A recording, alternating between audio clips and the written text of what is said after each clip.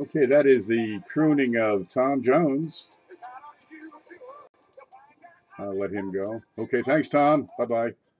All right, let's see if we can make this work. What's this? Oh, what is this thing doing? Stand by. Huh. Okay, this part works. Let's make sure this is straight. Fix the hair. Both of them. How's everybody tonight? We got Dave Carlisle, Blockhead. Robert's here. Lincoln. Good. Gabriel Baker. Good to have you. Silver Topaz. Chris Hurley. Bunches of folks. We'll let you get on in. We got a bunch of stuff lined up. Good Lord. It just took, what, page and a half. And really got to use the back of one page because we got some of them. We got lots of them. So we'll get through there. We got some buffaloes. We got some wheats. We got some proof and mint sets. A few Canadians. A little bit of everything. Huh. Gosh. I was hoping to have some other things. I send it out. It gets there in 3 days. It comes from Chicago. It takes 9 days and ain't here yet, and I'm losing my mind. All right. Wait for it. Here's Cindy. Cindy, your package is on the way. Finally. It was a tough week over here. The back is no good. And when the back goes, I just lie on it for a few days. And man, you just go hungry. It's tough. Sorting silver. I got these Canadian pennies. Well, I got wheats. I got myself a sack of wheats a couple of weeks ago, and now I got sidetracked, so they're over here on the table waiting. Then I got a sack of Canadian pennies, and that's a heck of a distraction, let me tell you. So I got those over here. Yeah, we got to sort and look and poke, and there's no end to it. Good Lord, there's so many coins out there. There's just one of me. I can't keep up. They're making them faster than I can go through them. But I got them up nights to keep ahead. That's Mike Badger. I know you're good for it. It's on the way, dear. You'll get it soon enough. I need me some wheats. Well, you're in the right place, let me tell you. Hello to all you great people. Howdy, howdy, says Mantic Coins. Look, tonight we got a perk. Here it is. Well, it's not just this one. I've got some 1981 S proof Jefferson nickels. These are type 1. And so if you have an order of $25 or more, you pay your invoice within 48 hours. I'm going to send one of these to you. Where are you? Here. There we go. It looks like just like that. Looks like a Jefferson, only, you know, better. I almost got a little blemish on his cheek. I won't send you that one. What's going on with these? Every now and then you get one that, you know, it's messed up or something. I'll put that in CJ's pack. During it. Don't mind. Pay no attention to the man behind the curtains. Yeah, we'll get you a good one. You know, they're decent. Now, also, I found these, and I haven't gone through them yet. So, for this, you got to speak up. There's a pile of them. I've got just a whole roll of 1986 S proof Washington quarters. They're deep cameo. And, dude, there's bunches of them. So if you want those, just let me know. As many as you like. They're $1 a piece. There's an extra little perk for you. I'll show that off from time to time. But tonight's perk is the Jefferson nickel. You know, $25 or more. Pay quickly. I'll send one in the package. Jefferson has a Tin Man. I don't know what that means. There he is. We'll get him to you. You can buy them also. They're $1. I better put my wheats away and pay attention. Pay attention, can't you? Mike Wolf's here. Good to see you. If you need supplies, like scales, flips, loops, books. I don't have much for books right now. I got to get on the stick. I'll call my book guy, see what he's got. $2 for copper rounds. That's right. That's actually the first thing on my list here is the Brontosaurus rounds. Let me set this one aside because we got them. Yeah, they're $2 a piece. You see these things going for $3, $4, $5. I've seen it for $9.99 for 1 ounce copper rounds. They look wonderful. Here, let me just slide this over because it's already laid out. Come on. There you go. Brontosauruses. They're proof finish. I've also got the Walking Liberty rounds. You'll see those pop up right below here. They're $2 a piece. And dude, these are wonderful stocking stuffers for anybody, let alone, just the kids. I'd like one in my stocking. Okay, and there's a glimpse of what else is coming up. But the copper rounds are $2 a piece. Add them on. They're great. I probably won't run out. I'm getting low on the where the heck those go? The other ones, the walkers.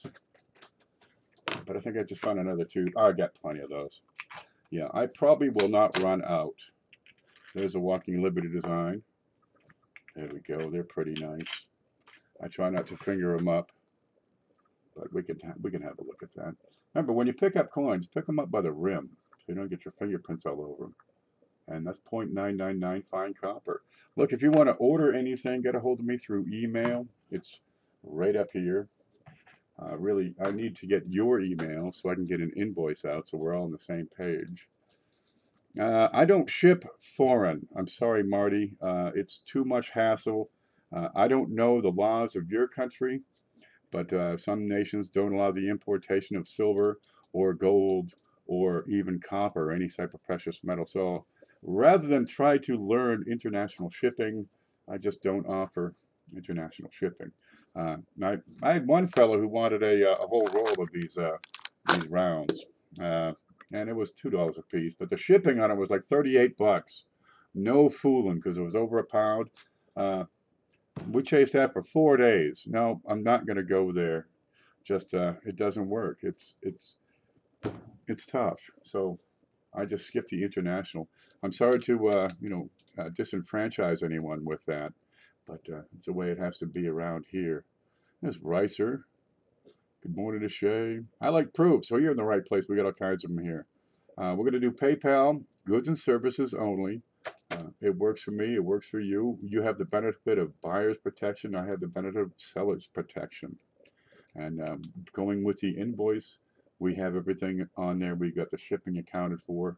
I had one guy send $2 PayPal. He wants, one of these shipped. Well, it cost $3 for shipping. Well, then he backed out. Okay, so we just cancel that invoice and move along. You're buffering? Let me take a look. I've got 0 drop frames. Where's the screen here? And here it is. I've got 0 drop frames on the bottom. It says we're live. It's green. I got 30 frames a second. I got a yellow line up here. So we're looking pretty good. Okay, what you can do, let me show you this one. USB screen. Okay, here we go. On your screen, you should have this little gear thing, and if you click on that, you can change the settings. Right? It'll be. Let me see if I can click on it. There you go. You go to quality, and you can reduce the quality of the stream that you're receiving, and that might help you out. But mind you, it's going to be blurrier if you do that. But it might be the way to go for you if you are getting a lot of lag. Another thing you can do is hit the pause button. And just go 10 seconds behind and try to speed up. That can help you as well. You're good on this end. Thank you, Marty. Howdy, y'all. Says Steve Elliott. We got a bunch of 40 people watching. Good Lord, what are we going to do? I suppose we ought to get started. Listen, before we do, I got a couple of shout outs to do. Let's see, where are you here? We're going to go to the screen again. And let me check. I didn't check this first. I can probably slide that over just a little bit. Okay, you got TCR Vlogs. Here it is. You get the link right below the description of this video. She's got a giveaway in this 1971 S Eisenhower dollar. But to find out how to get the giveaway, well, you got to watch the stream because she tells you all about it. It's only 5 minutes, so give her a big push and put her over the top. Don't forget to hit the like button and subscribe. She's at 285, so we wish her well there. Next up, I've got 2 people I'm trying to get over the 1,000 mark. We did it with Mantic. Well, let's do it again. The first person on my list is Beth Connington. Here she is right here. Now she's been busy for a couple of weeks, but she's backing around. Uh, you know, people get busy. I choose Beth because she shows the spirit and excitement of a new collector with a new coin. And you get to see her build a collection as she goes. And she also happens to be my spirit animal. So there we go. We'll give a good shout out to Beth. And of course, CJ's Coins and Crafts. What are you at? 526? We got a ways to go with CJ. But dude, he's got a lot of neat stuff he does over there. You really want to check that out, right? 3D printing. Good Lord, he makes dies. Yeah, what's that one? He'll go through the 3D printing process of how he makes a die according to U.S. Mint specifications. And he likes to talk about coins too. That comes in pretty handy. And you'll see him mentioned from time to time around here. Okay, we have the coin seminar weekend coming up. Where is this coin? I got a big coin over here to show you. This is going to be next week. Get ready. Let's see. Home. There's home. Let me get, you got to go, baby. There you go. All right. Joe Durbin sent this in for the giveaway for that. We also have an 1882 shield set we'd like to get in. But that's going to be a crowd-funded add-on. We need to raise $60 for that. This is a 2004 Lewis and Clark silver dollar, and it is perfect. Dude, there ain't a thing wrong with that. How you doing, Les? How you doing, Brian Hooper? Look at this. You got Lewis and Clark right here in the front. That's 900 silver. That's the bicentennial from 04, and it's a P, but there it is. Look at that, MS-70. This is a flawless coin. And you're going to see that this goes $85 to $100 is the estimated value on this one. And that's sent in by Joe Durbin. Now, if you want to win this, because you, yeah, I'm talking to you, can win this, you got to watch these live streams. You're going to find the Showtime directory on my blog. Let's see. Here it is. Here's the blog. Right there it is. It's 1 Million Pennies Project. Click on the big, click on the round over here.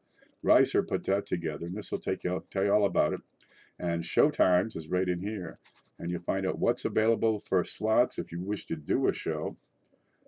And of course, in a few days, I'm going to be coming out with everybody who has a show and sending out the clues, because you're going to need the clues in order to win this coin. The more clues you have, the better your chances. And we go from there. So watch them all. And we'll announce that on Monday after the seminar.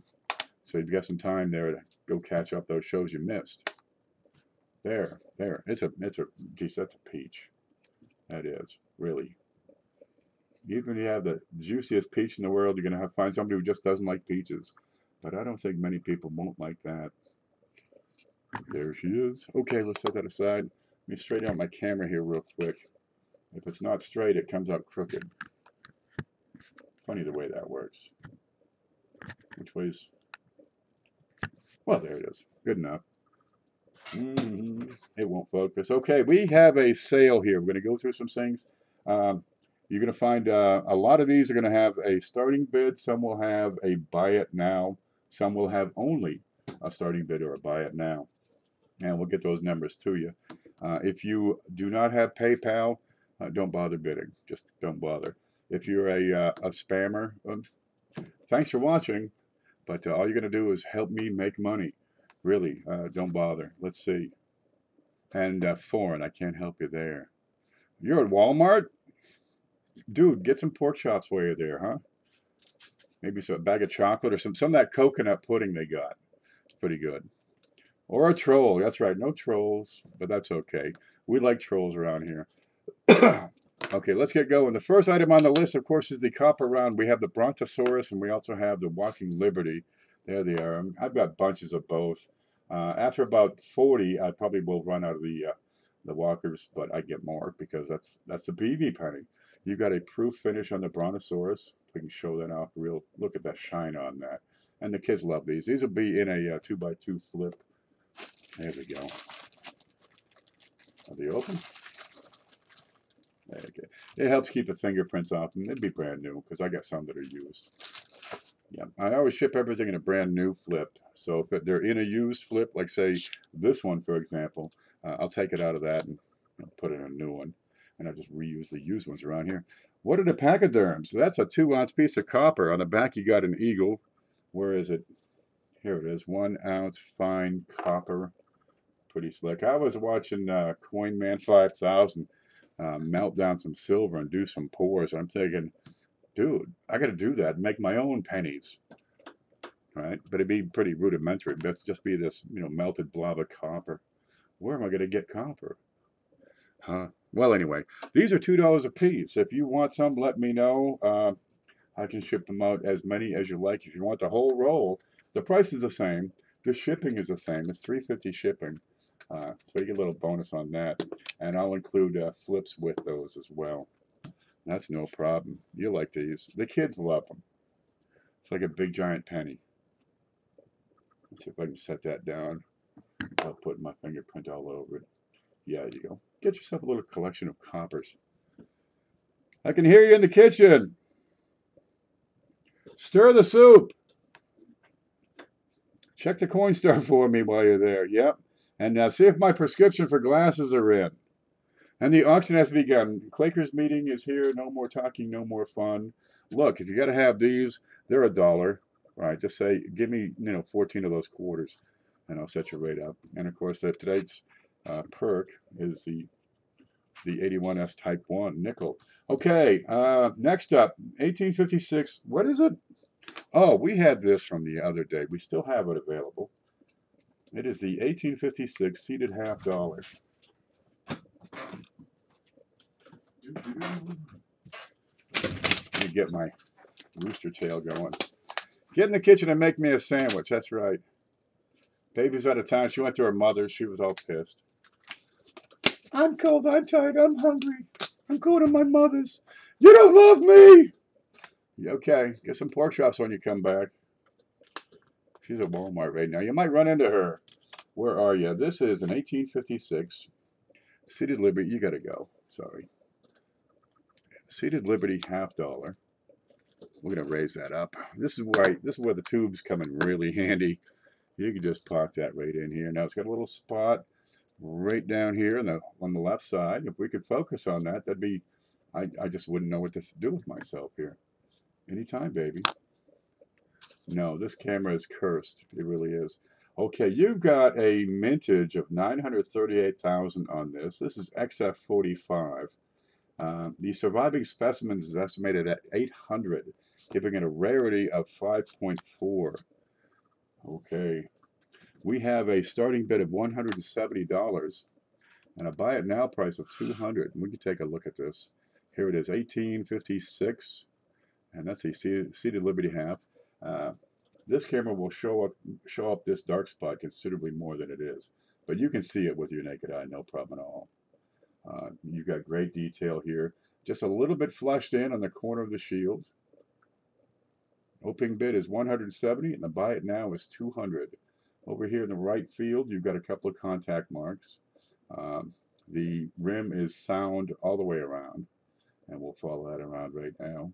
There's your cute little toes. You've got all the drapery in here, all the lines in the shield, the complete and full Liberty. And we'll show that while we're right here. Absolutely full. And just a light trace of wear across the hand, if I can find that. Here we go. But the rim, the stars are sharp. And here we go. And here we got, we have some wear right here across the head. She has a full face, full hair, right? And some wear across her fingertips and her tatas, and across the leg here. But otherwise, pretty darn good shape. Let me look at the back of this. Okay, here on the back is where it really, oh, it's gorgeous. All right, you got a little trace of wear across the fletching of the feathers, some of these feathers here, and of course the wingtips. I'd like to call it AU, but I think that the wear is just a little too heavy for AU. But XF45, yeah, every bit of it. Let's go around the rim on that again. It is a peach. You're looking for contact marks, blemishes, dings in the rim. She's pretty sharp. Ken, you wish you had them luscious locks. I should. Logan's here. I have no hair. I used to have hair. That is a $50. That is 1856 seated $50. 800 surviving specimens. And I think, well, we got all kinds of detail left on this. I'd like to show it to you on the bigger camera to get more complete view. Let's see, I can zoom that out just a little.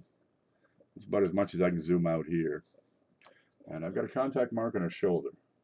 That's probably the worst of it. Between that contact mark and the dark spot over here. That's a good looker. And I don't see an opening bid, so we can just set that aside. I have no problem just keeping that around to look at it. Good here. Okay, I'll put that away for another day. Not everything goes. All right. Let's see. Next up, I've got, oh, those Canadian pennies. I don't want to pick them up because it really hurts. That thing is heavy. I've got a sack of Canadian pennies. I'm just going to grab a batch out of here. Okay, now somebody already said they want some, and I'm going to keep some for myself. These are just circulating Canadian pennies. Let me throw a few on the table here. Okay, there are very few dogs in here. You've got some shiners. Most of these are 50s, 60s, 70s, and 80s. I have found some earlier and some later, but that's the range of 50, 60, 70, and 80. Okay, plenty of young heads. Oh, it's gone. Let's see. Plenty of matrons. Great shape on these, and we did find some hanging dates. What are we talking here? 1,000 of them is $25. Not at all unreasonable. They don't make Canadian pennies anymore. I'll have to count them out. Look at this one. Here we go. There's a pretty shiny looking young head. Plenty of luster left in these. This will give you so much fun and excitement for so many hours you won't know. I have 2,000 available. If you want those, let me know. Buy it now is $25. There is $7.50 shipping. Okay, but with $7.50 shipping, I'd probably get 2,000 in there, which is good because I still have 3,000 wheats available. They have not been inspected. Surely they've been searched. There'd be 40s and 50s, P and D, maybe an occasional S, but they've not been inspected for dye varieties. So again, on the wheats, 1,000 wheats, those are 50. The Canadians are half the price, but it's $7.50 for shipping on those. Let me just get these off the table. These are fun, right? Piles of them, piles and piles. And we went through, yesterday, I went through, I don't know, maybe 300 of the darn things. We found a few that are kind of neat. Zeke's here. Zeke, I have an email from you that I have not responded to yet, so bear with me. You're still on my list. Okay, I'm okay. Outstanding, he says. There we go. So, wheats and Canadians, 1,000 apiece, $7.50 shipping. The price is $25 for the Canadians and $50 for the wheats. Okay, next up, where are you here? Why is this out of order? This is out of order. I'll set this right here and keep on going right here. I've got some Canadian large cents here. Is that right? Yeah, here we go. And they're right here in the card. I tried to set up the card as best I could. Okay, we got 3 of them going together. We've got, we can't see it. There we go. Okay, 1882H, this one right here.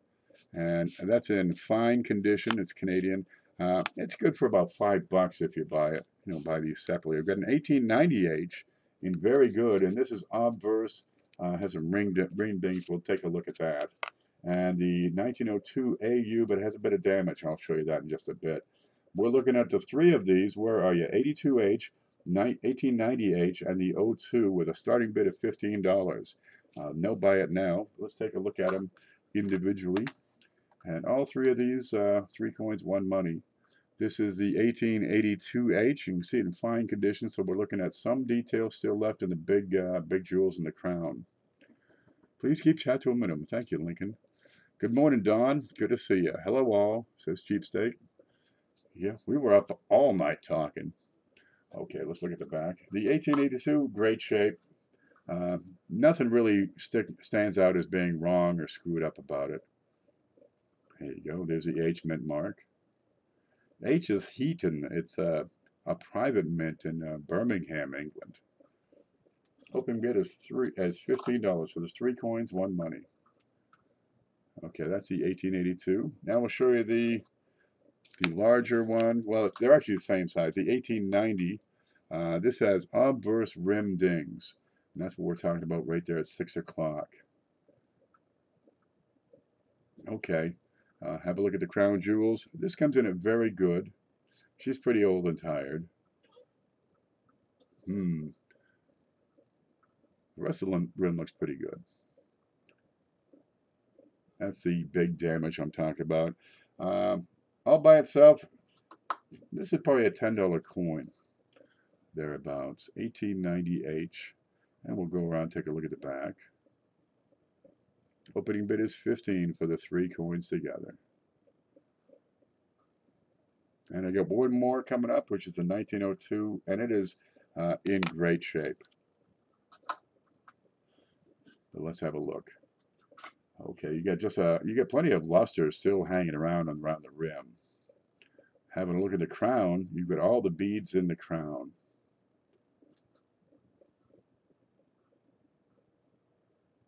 He was the Imperator.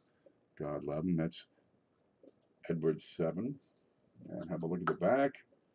Where'd you go? Where'd you go? And I've got damage written here. How come? Let's find that damage. I really should be more specific when I write this stuff down. Is that it?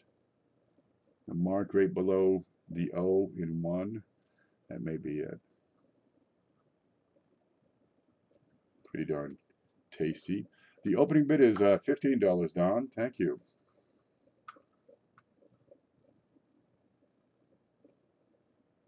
I believe that's it. Is that market? What's that on the shoulder? No, that's normal design. Let's zoom in.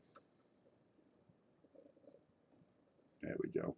Every bit of detail. The crown, splendid, and just the lightest bit of wear. You see that piece in the top has just a touch of a flat spot.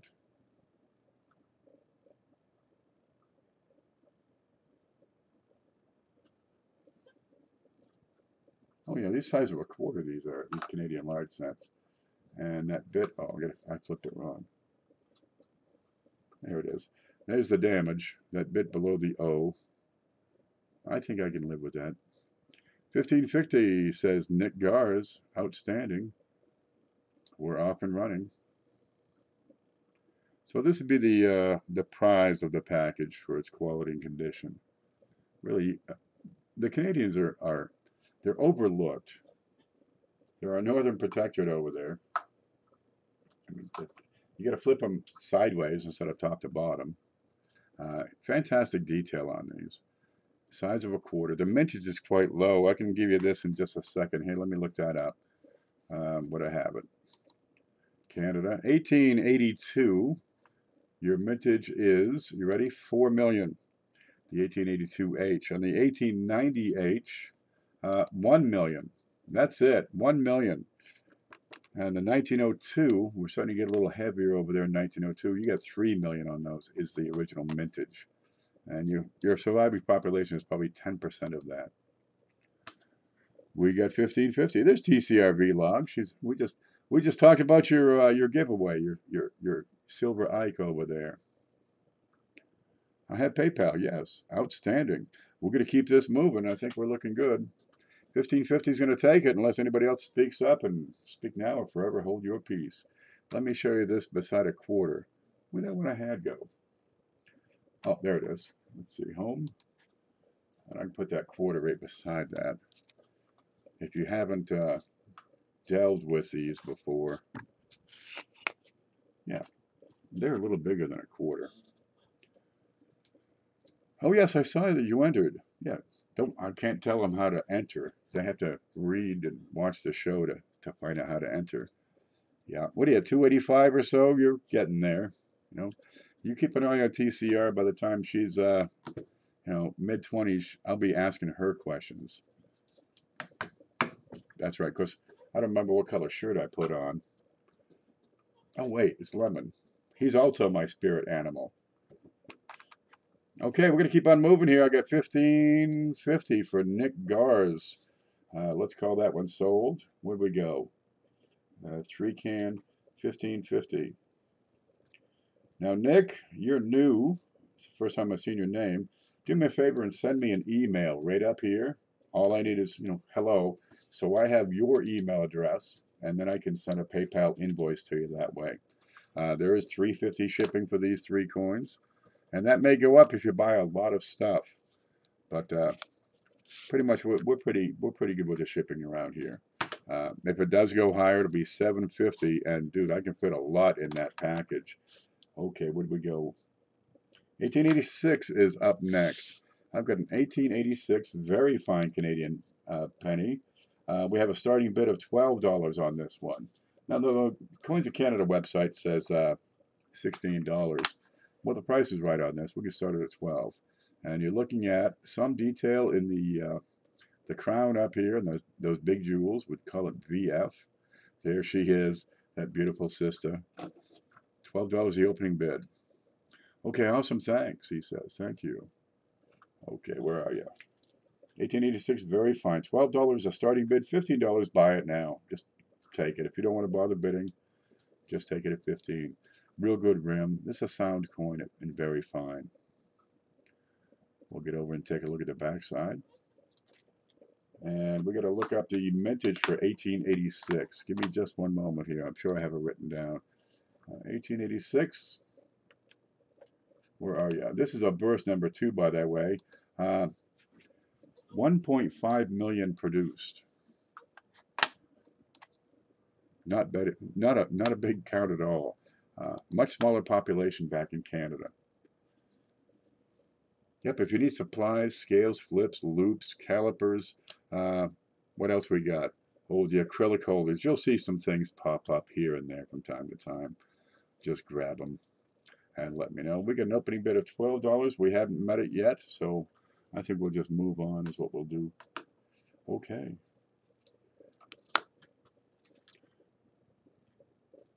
And what is this one? I got a bunch of proof quarters. I've been doing this lately, putting together batches of proof coins.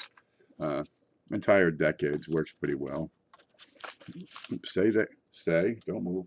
Okay, what do we got here? I've got 90s on quarters. I can take some of these out and have a look, but you're going to find they're splendid. What have we got? Which side's first? Well, the outside's first. We've got can't see it. Stand by, stand by. There. We got all the 90s up through 98. Starting in 1990. These are black and white, unmolested. They have not been fingered up. They have no spots, no toning. They're clean, they're sharp, they're crisp. Okay, we got 1990, 1991. And we'll go through these one at a time. There, black and white. The opening bid on these is $15, and it's a $20 buy it now for all 9 of these. 1992, black and white. And we put some of these under the loop. 1993. So all the 90s that are not state quarters, 90 through 98 is what we have here. There's the 94. Now the 90s tend to be a little pricier. Just the demand for the darn things coming into the new century. And we got 1995. And you're going to find 5, 6, 7, 8 tend to be the prizes on these. There's 95. Black and white. All good here. Okay, 96. No milky spots. Nice, sharp, and clear. 97. The blue is the camera that's taking the pictures. There it is. That cursed thing. $15 the opening bid. And there's 98 to finish it off. We'll take one out and have a look. Of course, the backs are just as sharp as the fronts. Now, if you want to zoom in on any particular area, just let me know. Just say the word. Let me know. 1998. Clean, crisp, sharp, full, deep, rich cameos. That's what you're finding on these coins. Oh, they're solid. Gosh, You know, if you want to put together a complete set of Washingtons, how many you need? It's like 600 and change. You've got, well, the regular PDNS plus the proofs from 1932 all the way up to present.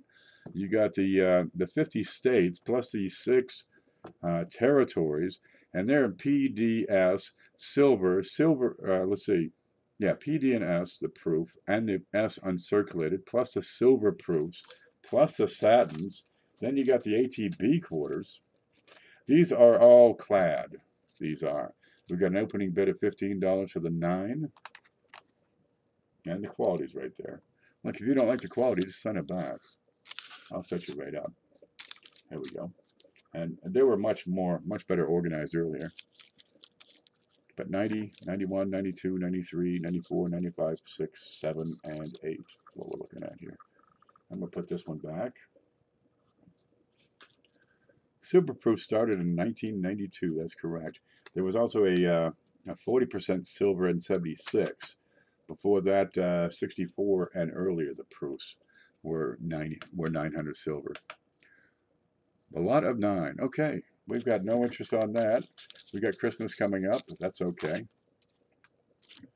Things tend to pick up the last, the first couple of weeks of December, so watch for it. We're going to get more stuff ready because, man, it'll be busy. Robert, we got a $15 bid for Robert. I just closed this up.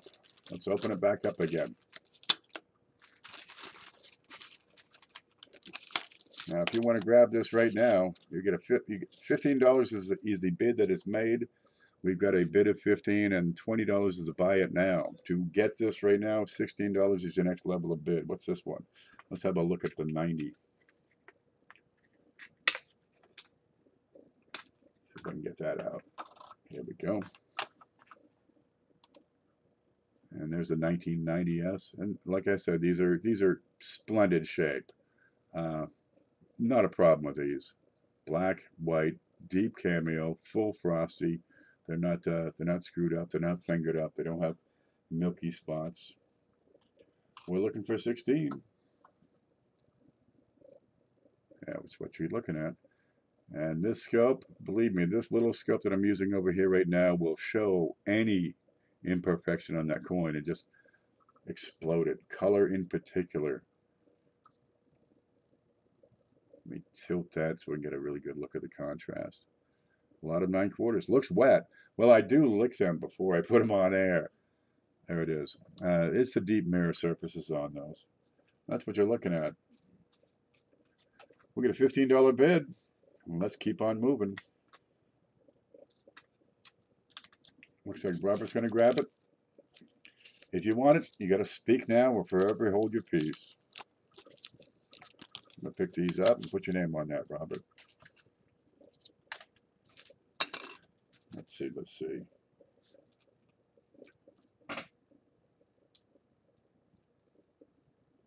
Robert, do me a favor, send me your email. 15 was the price on that? Yep, you've got it. There you go, $15, just $3.50 shipping.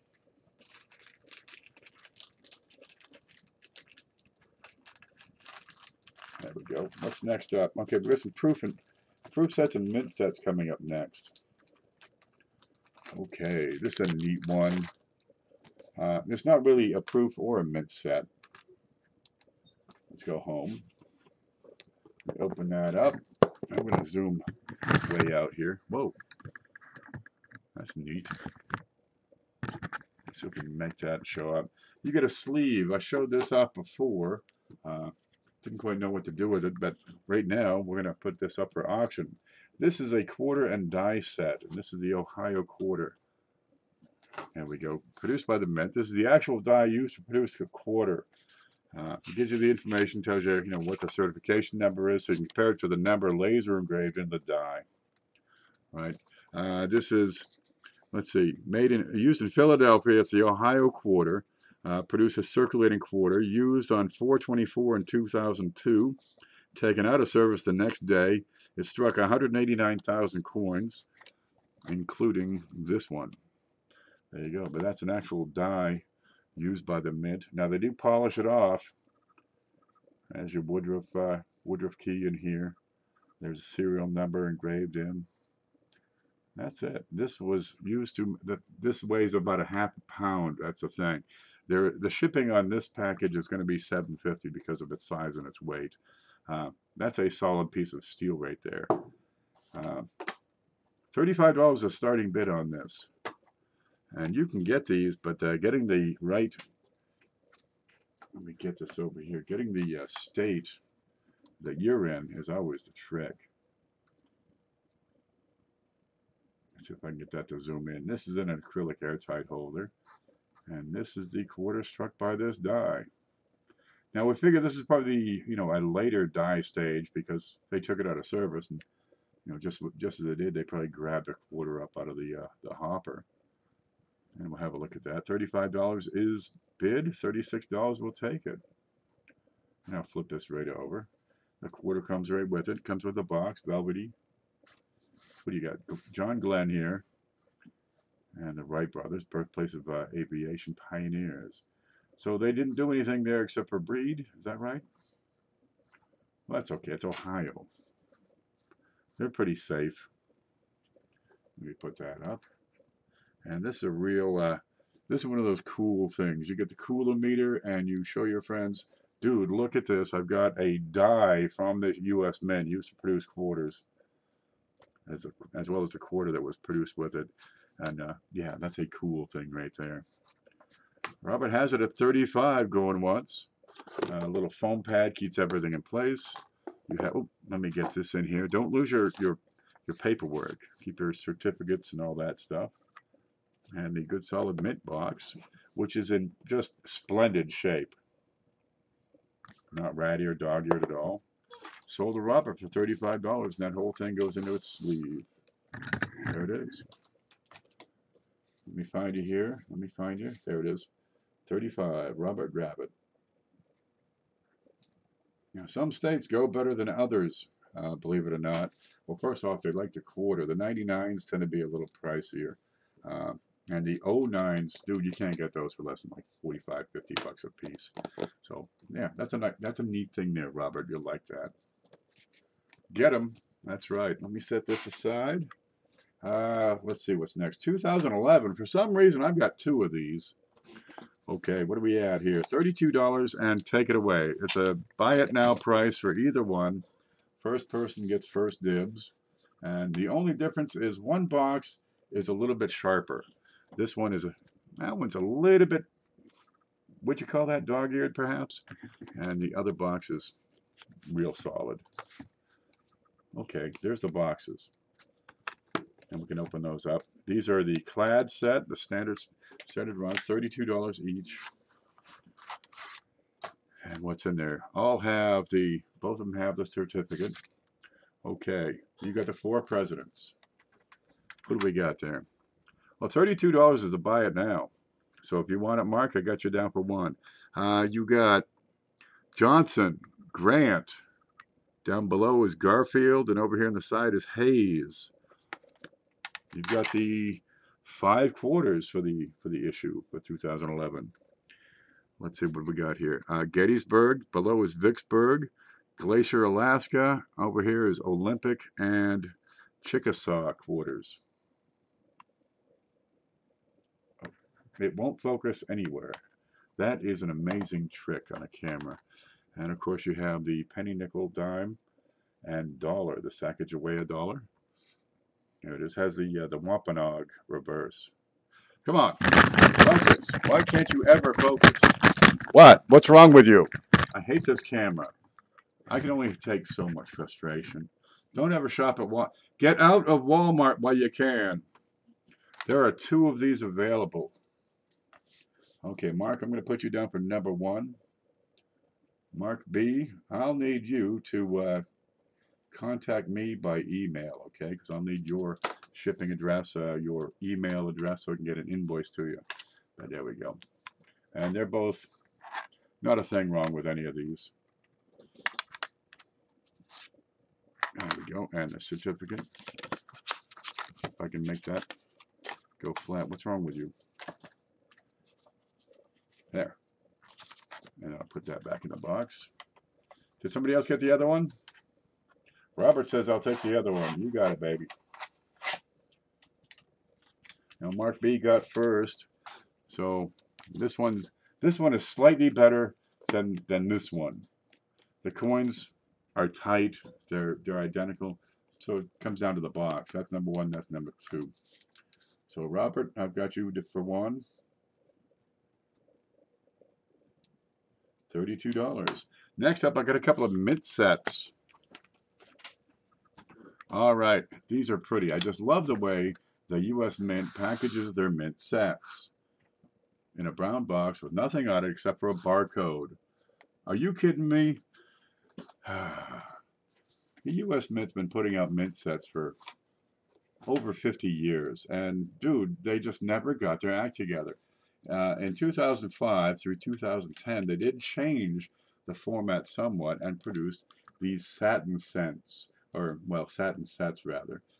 Okay, you get the P and the D, and every coin produced, excuse me, that year. So yeah, you've got all the quarters, and these are Satins, the P and the D, pennies, nickels, dime, quarters, halves, and all the dollars. So you got 4 presidentials, and the Sacagawea produced that year. Now 2007, they produced, what is it, 885,000 of these sets. The mintage had been falling for years and years because they couldn't get their act together. This is the first year they put them in the blister packages. Did you ever see these taken apart? Watch this. Okay, you got one flap. There's all your information. And okay, this one's stuck.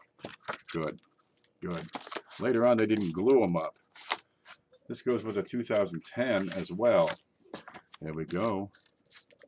2010, they changed the design a little bit. You still have all the $5 coins. You still have the 5 quarters. Let's see if this comes apart. There you go. One flap up. And that pops off. Then the coins come out. Who would, in their right mind, would think up this sort of packaging? Who? What were they thinking? I got an idea. Stop smoking dope if you work for the government. Now the 2010, you get the 2 of these. This is one price for the 2 sets. The 2010 here was the last year of the Satins. 583,000 were produced. You have the P and the D. Starting bid here is $45 for the 2 sets. SJ got my 2009 S. Sorry to hear it, man. Now the boxes they come in are simple. It's what they ship the darn things in. They are brown pulp, cardboard. That's it. The only way to tell what's in them if they're sealed up is to check the number. It'll say U, in this case U10 for the 2010. Opening bid is $45 for the 2 sets of Satins. And I'm suspecting the 2010s will probably go up in price shortly. It's hard to get these at anything below what the retail value is on Numis Media. They're tricky. There you go. 2007 P and D. 2010 P and D. Mantic says 45. Don't you have a 2010 from me? They're hard to get. That's the 2 of them. 2010, 2007. I do. Well, that's okay. You can probably have 2 because we got $45 as the bid. And anybody else interested, get a hold of them while you can, because baby, when it's gone, it's there. I have these on searches on a couple of sites, and yeah, they're tough to get a hold of for a reasonable price where you can actually make a couple of dollars. Yeah, he's going to resell it. And he'll probably get $30 for the 2010 and 25 to 30 for the 2007. Easily. What are you talking?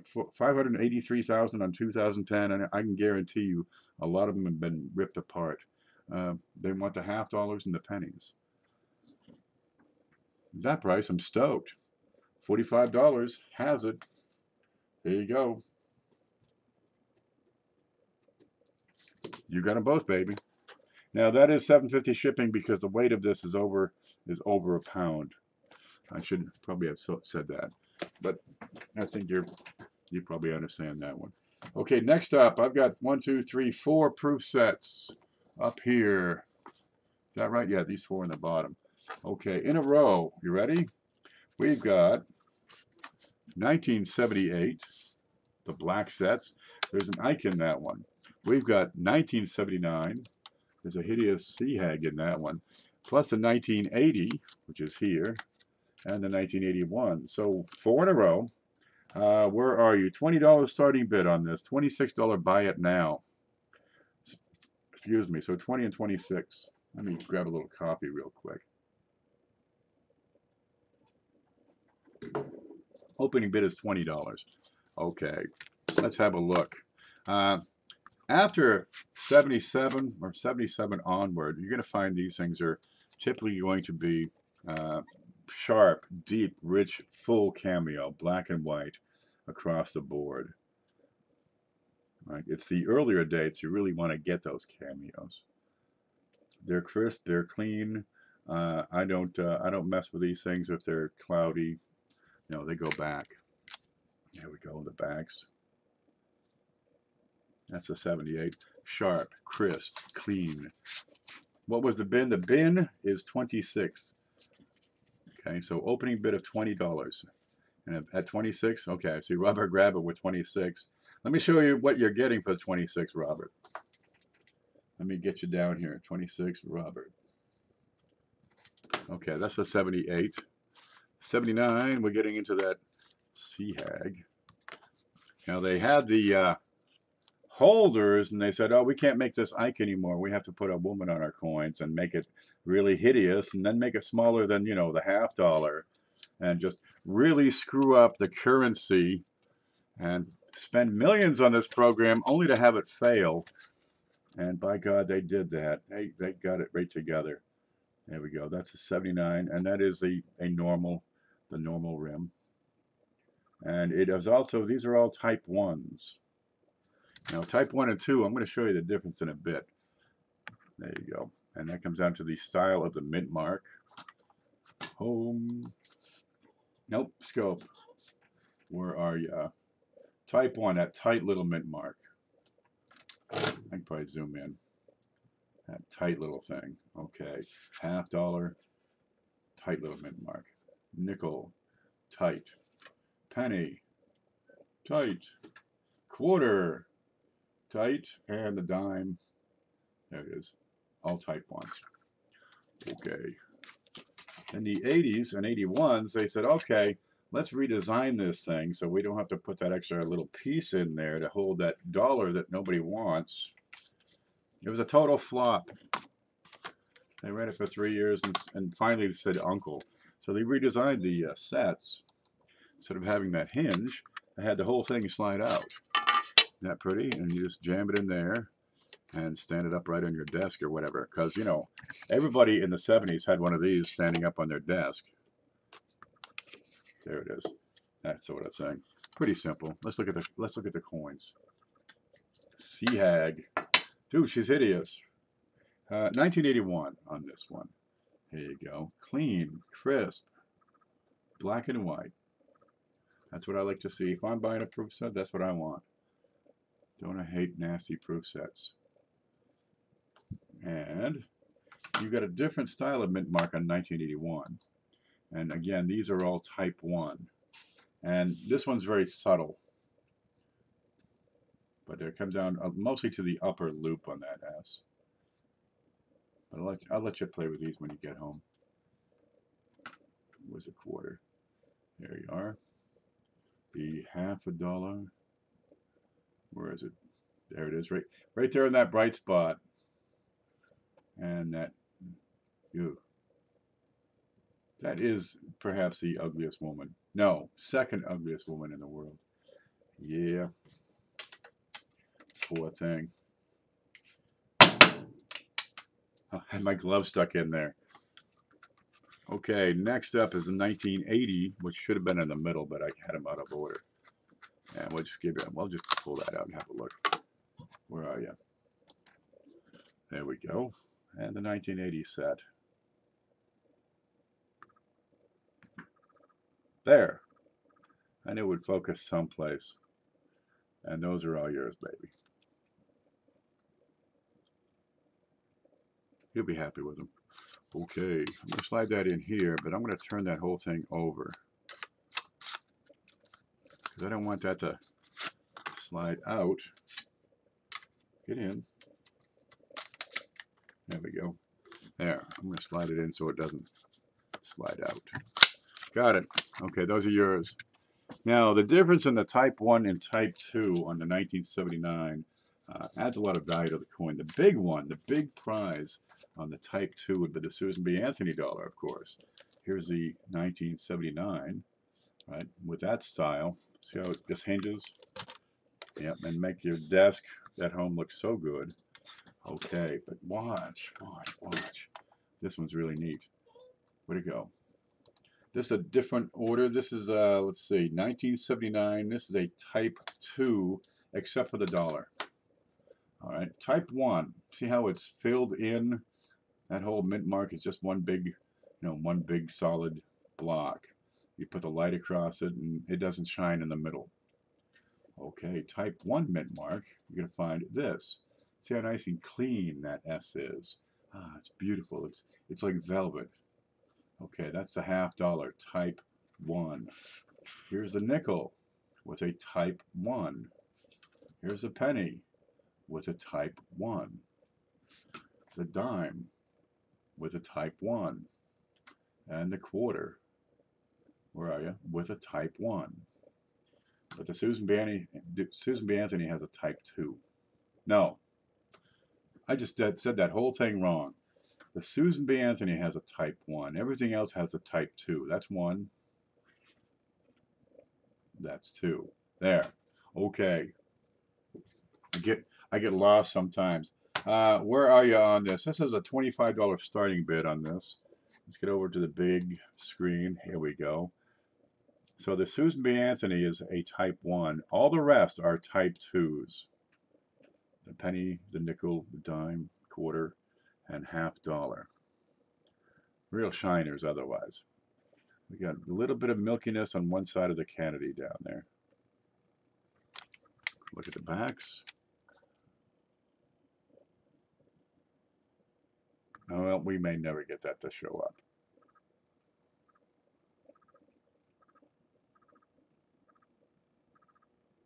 Incorrect, Professor. The SBAs do have the Type 1 and the Type 2. Yes, they do.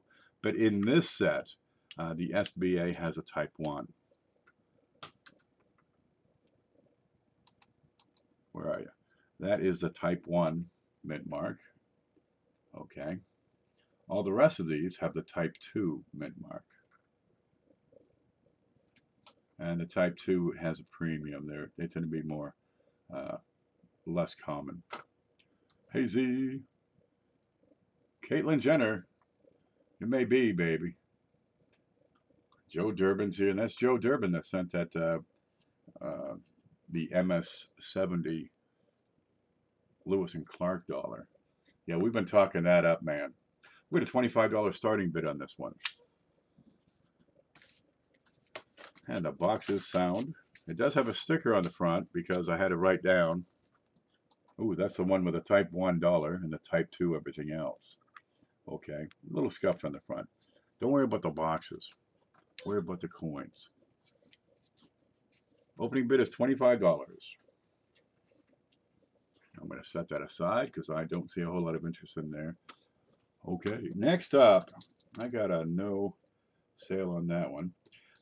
84, 85, and 86. Where are you? There it is. Joe sent that girl. Okay, these are splendid. We get into the pink boxes in the mid-80s. Let's have a look at these. These are fairly inexpensive when you get into the mid-80s. I got a $12 starting bid, a $16 buy it now. Okay, let's have a look. This is 1984. What the hell's going on? That wasn't like that before. What's going on? See that? See the splotches on that? Okay, I'm going to take that off. Thank you very much. That's the end of that offering. They look good before. I'm going to kill this one. I'll do something else with those. I'll put them in some silica gel and probably absorb that out. Okay, that's an NS. Okay, where's the next box here? Oh, there it is. Now we get into the small stuff. All right, and we got bunches of it. Man, I love the book you sent me. Okay, you ready? Let's get started over here at the very front. Oh, this is neat. I've got two of these. There are 2 coins for 1 price here. And I'm going to take them out of the holder. You'll love these. Now I've got an AU on one, and the other is just sharp. And you'll see why in just a moment. Where'd you go? Yep, okay, there you go. Full luster on this. Well, the one on the left is a little bit, it's been around just a little bit. Okay, we got a $10 starting bid for this. What makes them special is this is a 1998, and this is a 2000, and these are both wide AM. I'll turn that over, and you can see a wide AM. This is the 98. You get the little serif on the FG. There you go. This is the 2000. It's gorgeous. The 2000 is the winner. There we go. That's the 2000. Get that sharpened. Okay. Stick is gone. I cannot keep a stick on this desk. I find out where they land. They land on the seat when I stand up. Then when I sit down, they stand up.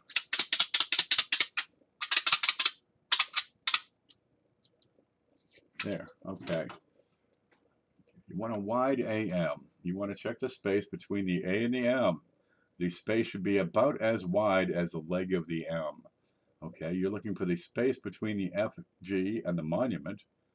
Okay, if you use the height of the F, right, and fill in the space, it'll be a rectangle, right, between the monument and the FG on both. Okay, and then you have an even spacing between the A and the T's. All right. And then it has to be 98, 99, or 2000. And here we have the whole darn thing. AU, just a tiny touch of wear. I'll get a few blemishes here and there. Let me tilt that so we get a better look at the color. It's pink, and the 2000 is delicious. What is that on his lip? He's got a little spot on his lip. That come off? No, that seems to be part of him. It's a shiner. We're at $12 for Robert, and that's 1 money for both coins. The 98 wham. The 99 is a little tougher to find, and the 2000. You get a few contact marks on that, but it's every bit of nuts. Hitler, well, I don't know about that. This guy saved the free world here. He saved the Union. How many states came into being with Lincoln? I think he had the fewest states of most people, most presidents in the 1800s. He had a lot of other things going on. If this could focus, I'd just be so pleased.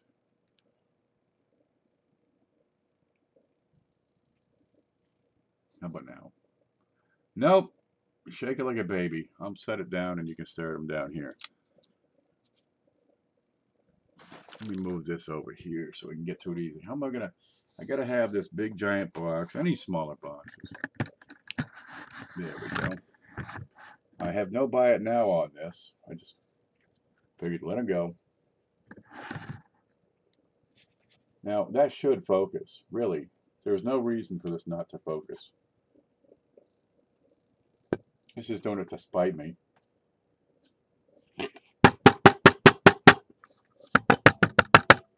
See, you treat it wrong.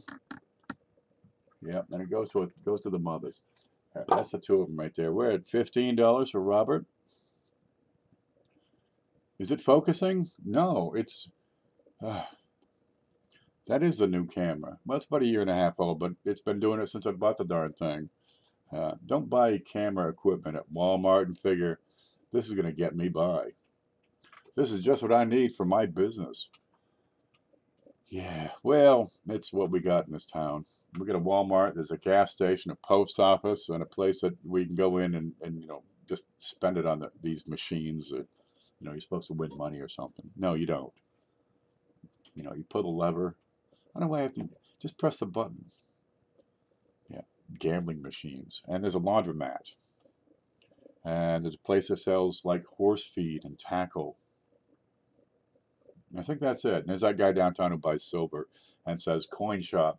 You're not a coin shop, you're a silver collector store. Maybe cut your light down. There, it's over the other side. I could block it from this side. There you go. I thought if I have something bright, like a piece of silver, it's going to focus on that. Let me watch this. I'll put this over here. There's that proof quarter. If you want one of those, they're $1 a piece.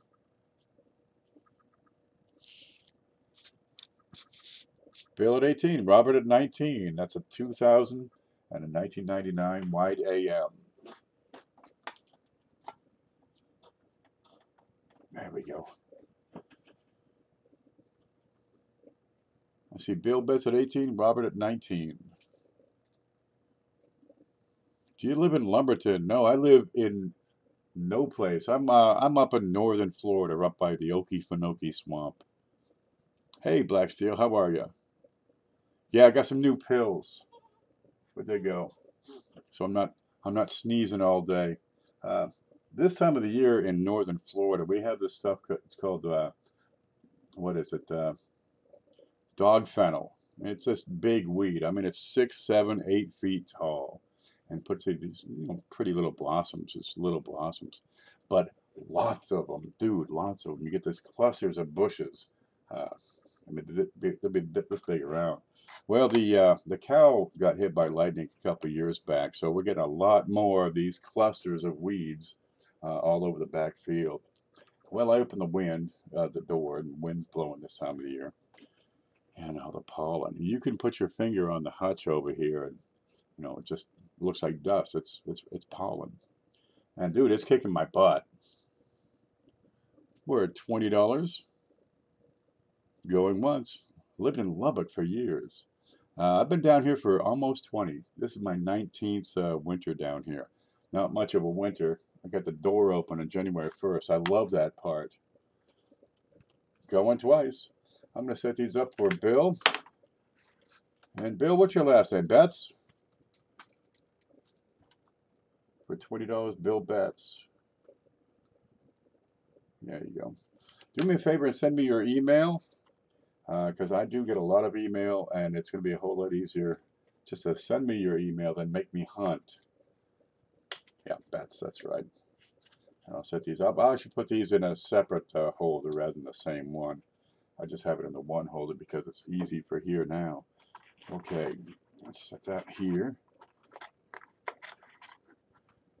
What is this one? 1914. Oh, I've got a Canadian dollar here. No, it's not a dollar. It's a lot of dollars.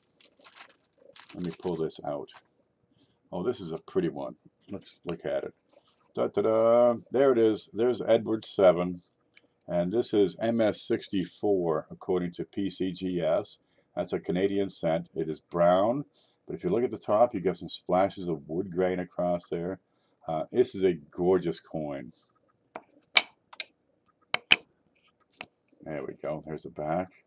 You got splashes of luster all around the thing. I gotta remember they turn differently from U.S. coins.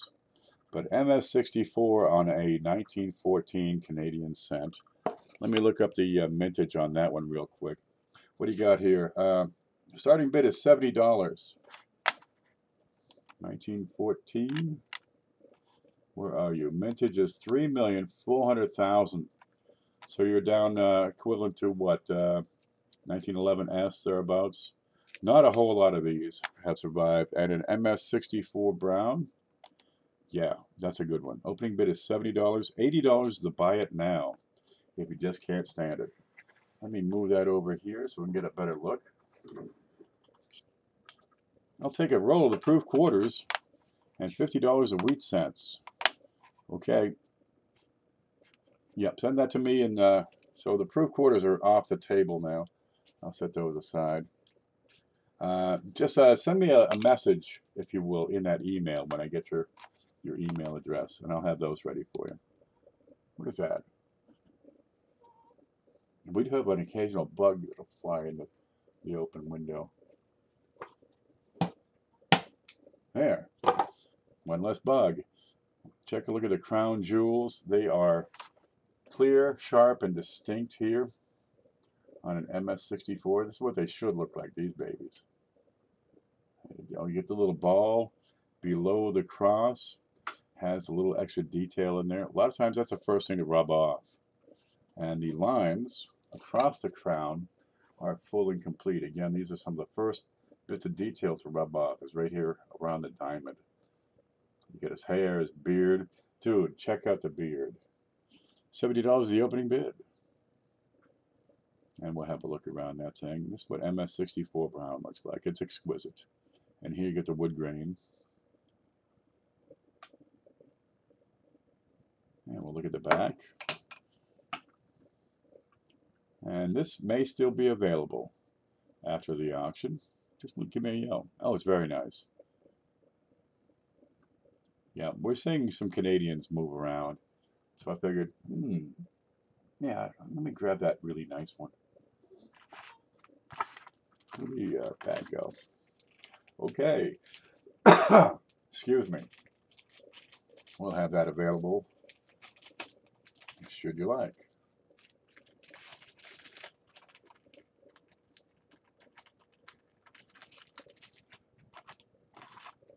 Next up, what do we got here? Oh, I was going to do some dollar deals, but that takes so darn long, right? Okay, you got some decent coins here. People like wheat pennies and whatever else. Well, there's so darn many, it's just not worth the time. Okay, let's put some together and see what we got. I got a 2001 proof Roosevelt dime. Okay, and that's black and white, but it's in the plastic, so it's not quite showing it off. All right, rather than have, $1 per coin, there's a 69S proof Lincoln. And let's see if we can get that dust off of there. All right, I get 7 coins in a package. We're just going to call it $5. The first one to take it gets it. Okay, this is what's the year on that? This is a 2010 Satin cent. There we go. You can see the difference in the finish on this guy. Okay, we got, let's see, $5 gets them all. 1955D Choice BU. That's a clean wheat penny. No. Will not cooperate. No problem. We'll just leave it there and smack it with a hammer later. This is about to get hit by the shed. Let me show you what else you're getting, Bill. I got a 1955D, brilliant uncirculated wheat. So 55, 54D. What's this one? 1963 proof. Yeah, these would be dollar deals, and I could probably duplicate to some degree. But this is the only 1943S wheat that I have in AU. Yeah, $1. There's nothing wrong with it. Just a little bit worn. Let's see if we can see up close. Scope. There it is. Just a little bit on his cheek. 1943S. Look at the back here. Not rusted up or nothing. All right. Yeah, all of those. One money and Bill bets. Where'd you go? Dollar deal pack, $5, Bill bets. You got it. So I was going to do more of these, and I will. Give me time. Just got to find the darn things. That's ready. Okay, next up, I've got 2 of these. What are we at? $16. Take it right now.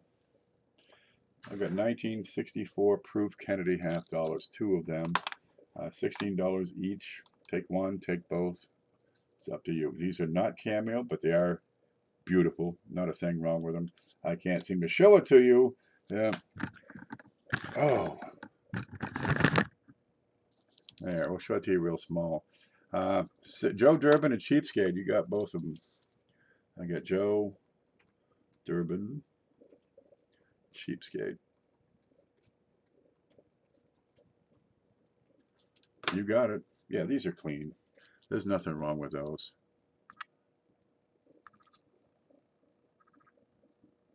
I can get that to show up. There you go. You got them. Yeah, $16 a piece. So I got one for Joe and one for Cheapskate. You got them. How much was that Type 1 SBA set? It is. We had a $25 was a starting bid on that. It is Type 1 on the dollar. Everything else is Type 2. That's a $25 starting bid on that. How much is the licking service? For you, no additional charge. Dude, you could send me your coins and I would lick them for you at no charge. It's not a problem. Robert, you're going to take that for the $25 starting bid. I got you covered here. Robert. You got it. Okay, we got Joe and Cheapskate on that. Okay, let's get some Buffaloes going. What you got here? Okay, 1914. It is very good and then some. I'm going to show you this. What's the opening? And that's $10 opening or $16 buy it now. For a 1914 Buffalo. Where'd it go? Here we go. There you go. That's a full date right there. We'll go around and have a look. And you got some good braid on that for very good plus is what I call that. Starting bid is $10. Buy it now is $16 for a 1914. And I got a 1914S about the same coming up right after this. And we'll flip that over. Have a look at some, oh, we get some horn. There's a ding right beside his head. And no mint mark. We'll go around. 1914, you're getting into a pretty tough date on these early teens. Opening bid is $10. I'll get that S out and ready next. There it is. This would be the 14S right beside it. There you go. Again, a good sharp date. We got good braid. I'm going to flip that right over, and I'll get in close and have a look at that mark. And there's the S. The S, where are you, is an opening bid of 18. Is that right? Yeah. And that's a $22 buy it now. Silver Topaz is going $10 on the 1914.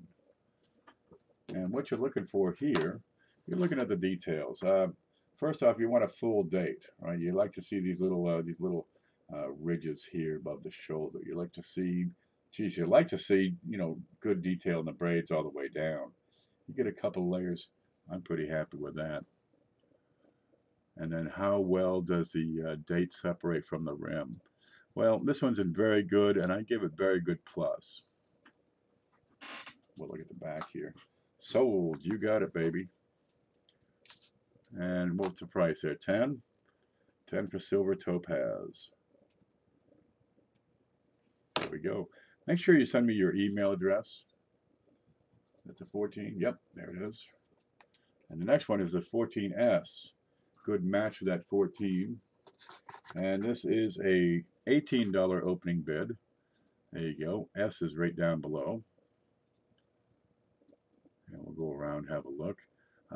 These start of some horn on there, and fairly decent separation. And you got a mark here below his fourth leg. Opening bid is $18 on the 1914S, and that's a pretty full date. It could be stronger, but I'm pretty happy with that. You'd have all the feathers going down the braid. You're getting into the third braid down there. I call this very good. And we want to look up at here. Get a little extra focus on that. There you go. That's what's going on in the rim. Not a perfect example, but a pretty darn happy one. 14 days. This is getting into the harder dates. Of course, you get the same thing with the Lincolns too. We got an $18 starting bid. Outstanding. 1914S, very good. Now, Numis Media gives us a value of 23 for very good. Going once, going twice. I got Joe Durbin at 18. There you go.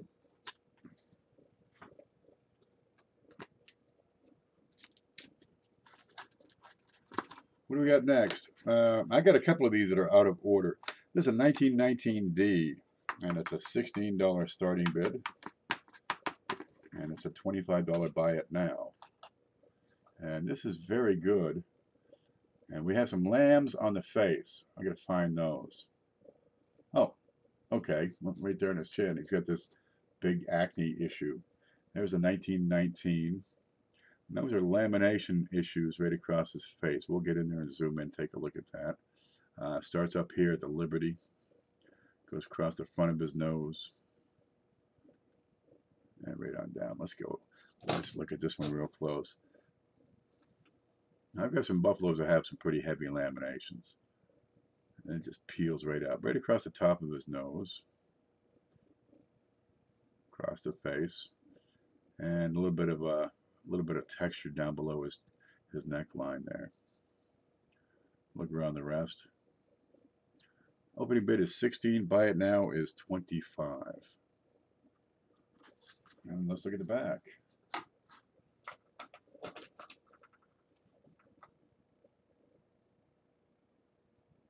There we are. And good separation on the United States of America. I call this very good. I've got just the start of the horn. I like to see a stronger horn, but she ain't too bad for 1919D. I've got good separation of the lettering. Joe says 16. Better yell now, because I'm writing Joe's name down. Yeah, we'll get about a dozen Jefferson, or a dozen of these buffaloes to play with. I'm going to set that up. Look, I need to take just a moment here and go. I got to read an article or something. There we go. Let me take this off. Yep. Let's have would have been an hour? We've been an hour and a half. There's one. Who thought this up?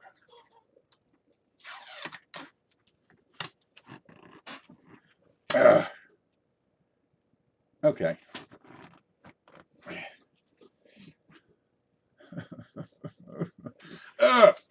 Ow!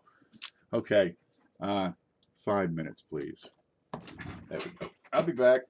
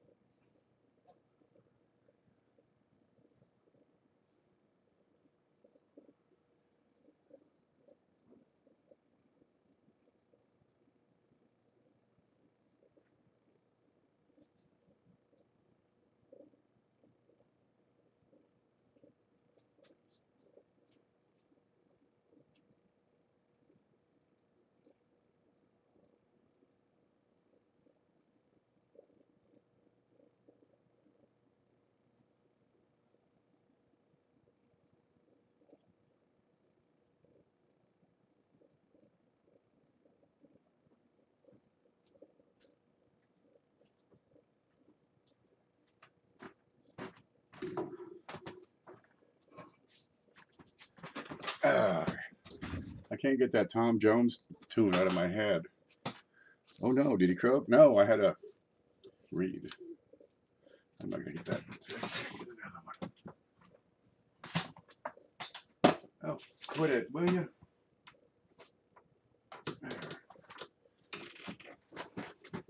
Did we do the $50 special?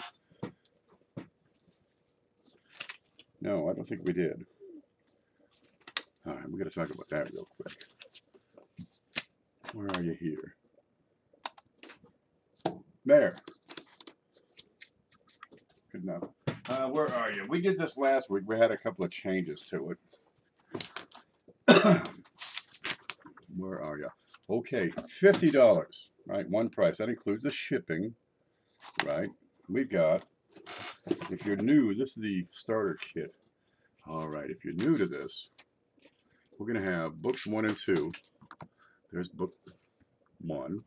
That goes from 1909 to 1940, right?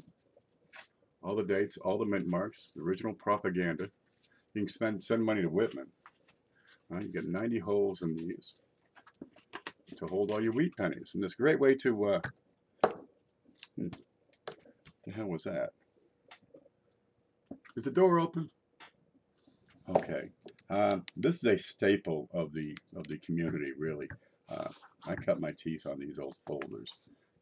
Book 1 is 1909 to 1940. Book 2, you get them both, is 1940 to 1975. So you get all the wheats. All right. All right, let's play with this more. You get the Jefferson's books 1 and 2. Jefferson number 1 goes from 1938 to 1961. Book 2 is 61 to 95. So you get all them Jeffersons in there. We're going to have a pack of flips, 50 flips. So the ones you don't want to put in the book, you can save them in your flips. Okay, we're going to have the loop. That's a 10x loop. It's the king of tools. There it is. See, 1962 to, where is it? To 1995. That'll help you look at your pennies that you have in your book. Okay, we're going to put in a digital scale. So all of this for $50. All right. Now the new ones actually have a little piece of plastic across everything, but they're 200 gram with an accuracy of 0.01. You get 2 decimal points on there.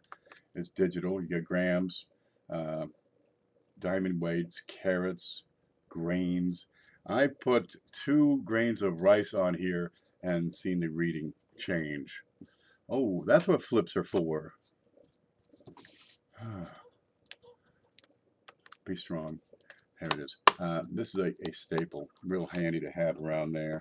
Now, if you're going to quantify your coins, right, you want to have the loop and the, what do you call it, the calipers. That's a digital caliper. You shut it up, it'll say 0. There it is. And of course, you can zero it out anytime, at any point across here. This will measure the diameter of your coin. Also, you get the other side, so it'll measure the inside of, say, the lid of something like that, where you can put it in there and measure the internal radius and get a good reading. And it's got inches and millimeters. Just switch back and forth right there. Turn it off, save your battery. The battery's in here. It's got a little hearing aid battery. Not supposed to ship it with a battery, but I won't tell the post office if you won't. They're pretty handy. Okay, let me set that right there. And what else? Oh, all right. We're going to put in 10 BU weeds because I got a bunch of the darn things. Where are you here? So 10 BU. There'll be 50s, but it'll give your book a good start. We've got plenty of them. There'll be 50s and there'll be 10 different and just screaming and shining things. Let's see. We're also going to throw in a buffalo because I got bunches of buffaloes. So that'll be full date on the buffalo. If you win a bid or buy something, please send me an email. That's right, because I'll need your email to send an invoice. Let's see, what do we got here? These would be common date buffaloes, but they're going to be full date. There you go. And they're not going to be dogs. I gave all those to CJ. Okay. So we got 10 BU wheats. Where are you? 10 of these, plus a buffalo. And I got some mercury dimes lying around. And they're pretty decent. And let's have a look what we got. Here's one. What's this one going to be? And again, these aren't going to be dogs. 1938. You know, you're looking at VF on this. Okay, that's an example. Actual dates may vary. But it's a little, you know, a little start to get going. 10 BU wheats, a buffalo, a mercury dime, and a roll of Canadian pennies. Because why not? And shipping. Let's go through this. Lincoln's 1 and 2, Jefferson's 1 and 2. The calipers, we can't see a thing. Okay, we got the books, we got the calipers, we got the scale. There's the flips, the loop, everything shipped, plus the 10 BU wheats, mercury dime, a buffalo nickel, and a roll of Canadian pennies that nobody's gone through probably ever. And that's all shipped for $50. I've got 6 of these available. Then I start running out of those things. But I can always get more. Now for Christmas time coming up, this is a great way to get started. You know, get the tools you need to do your thing. And this is probably the key. That's probably the most critical tool. Scale is pretty darn handy, and the calipers are, well, dude, you'll be running around the house just measuring stuff for the heck of it. How big is the inside of the electrical slot? No! Don't do that, really. Trust me. $50, and that's shipped. Don't know what else I can do. I have this, which is, it's not really Canadian pennies, but it's a roll of pennies. And they probably won't be rolled up. I'll just stick them in a little baggie, and that'll get you by. $50. Let me know if you want one of those. I have 6 available. I see Dacone. Are you sinning or binning? I don't know. Dude, lighten up on that stuff, huh? Okay. Let's see if I can pick these all up. 4 books. All 4, plus the 10 wheats. And this is, you know, some of the 10. And a buffalo. And a mercury dime. And we got bunches of them. And no dogs. That's a big thing. Roll of Canadians. A loop, which I'm going to keep out here because it's mine. And the calipers. And the scale. And the flips. And good Lord, I'll be a week just putting that stuff away. No way, man. I would die. There we go. Did anybody want them right now? Because I got 6 available. I thought it was 5, but I had some of the folders already in the box. Okay, just send me an email. They're handy. You want to get them while I got them. Because if you wait until the last minute, you know, I'm going to run out, and then you're not going to get them. And they'll come in after Christmas. You'll be thinking, I should have ordered early. Okay, let's keep going. We got some more stuff. What are we at? 1917 S. Yeah, on a buffalo nickel. Let's tap him out and have a look. Pull one up on here. That's the 1917 S. Where are you? That's a $15 starting bid on this. And there should be a scratch on the reverse. Let's have a look. If I can get over there. That's not it. Opening bid is $15. Here we go, 1917. Okay, the date's a little bit worn. It's very good condition according to Braid. We'll have a look around here. I'm going to flip that over because there should be a scratch. We have to find it. It just says scratch reverse is all my note says. There is the S, a good, sharp, clean S. Aha, right below the buffalo. Right below his beard. Let's have a look up here. Good separation on there. Opening bid is $15.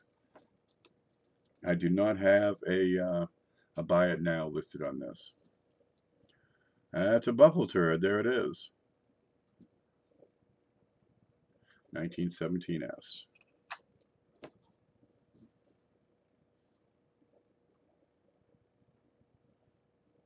Okay, we're going to keep on moving.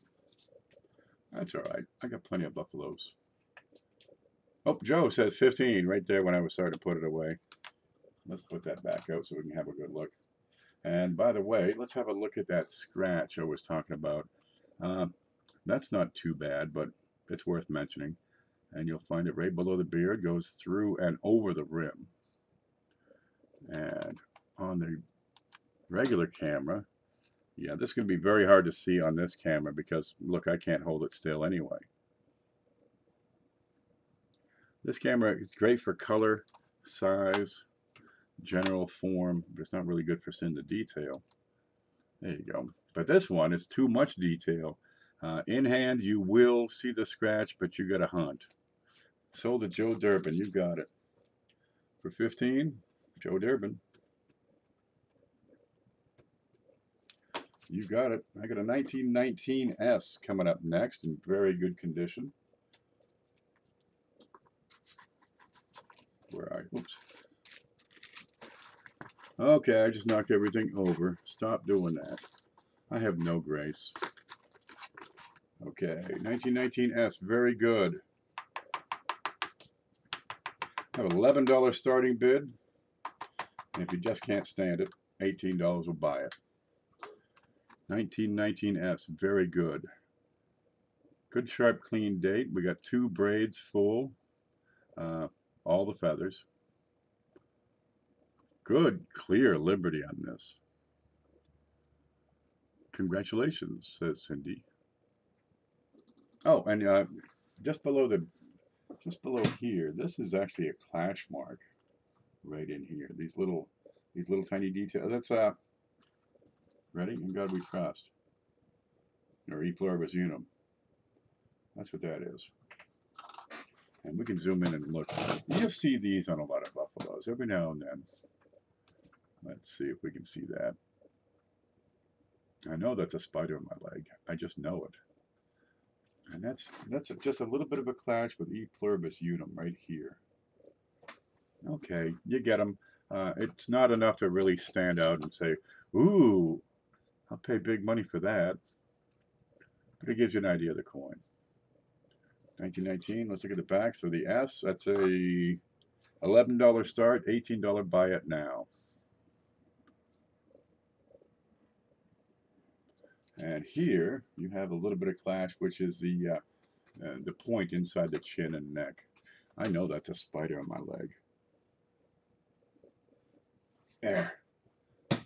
I might have got him. I don't know. Well, let's look at the S. Yeah, it's good shape. There's nothing screwed up about it. Good sharp S. Joe for $11. Yeah, when you get that, you take a look. You know, compare the grade and decide, is that very good? Then, you know, check out the prices. And you say, you get that for $11. Yeah, there's meat on that bone. What you got here? Oh, 1926. Very fine. That is a full date. You got all the braids all the way down. See under the chin how smooth that is? That's you know, comparing the clash on that last one. Good separation on the lettering. Not screwed up. A lot of times you get these, you know, slash marks on the top of his head. This is a $5 bill. Buy it now.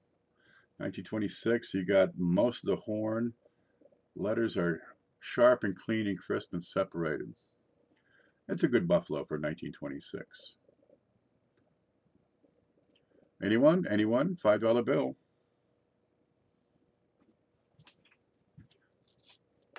Buy it now.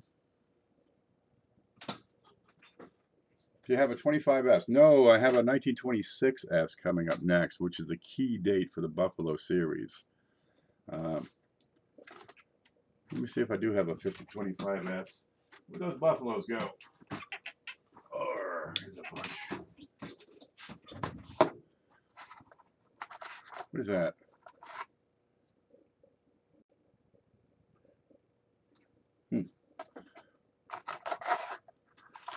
No, I'm sorry, that's Roosevelt's.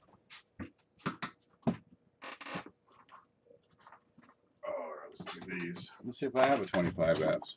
Sold to Joe for $5 bill. 5 for Joe.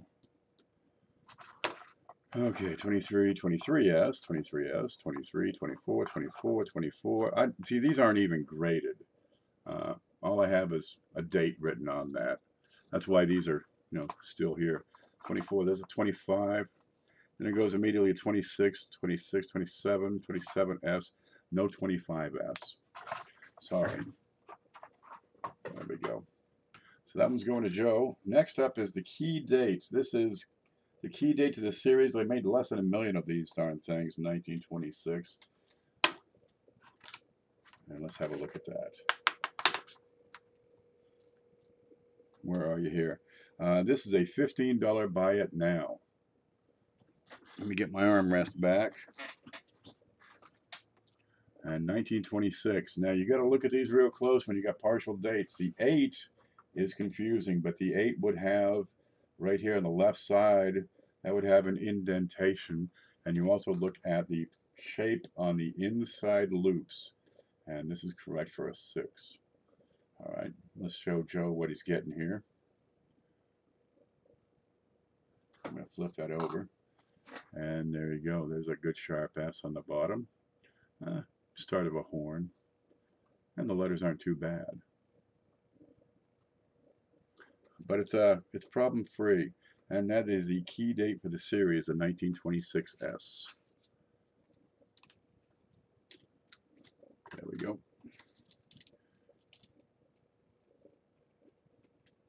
$19.30. This is XF. It is a $5 starting bid, a $10 buy it now. Yeah, that's a good one, Joe. Really, grab every one of those 26 S's. Those key dates are always on sale. Here we go. We call this XF. You can see, starting to see the middle bands on the braids. You see the braids all the way down. A complete, full, sharp, and clear date. Letters are fully separated. It's not screwed up. We'll look at the other side in just a moment. That's a $5 starting bid. And here we have, oh, look at that. Is that a full horn? It sure is. And the letters, look at the space between the letters and the rim. You get some graininess on these. It's effectively a lamination. These are alloy coins, and you get these on a lot of these buffaloes. They peel off, and you'll see that. What a clean! It's a good clean strike. That's XF. We got a $5 bid, $10 buy it now, so $6 will take it at this point. So get in. Oh, well, look at the tail. Look at that. You've got space between the tail and the rim. Come in. $5 bill's going to take it. Going once.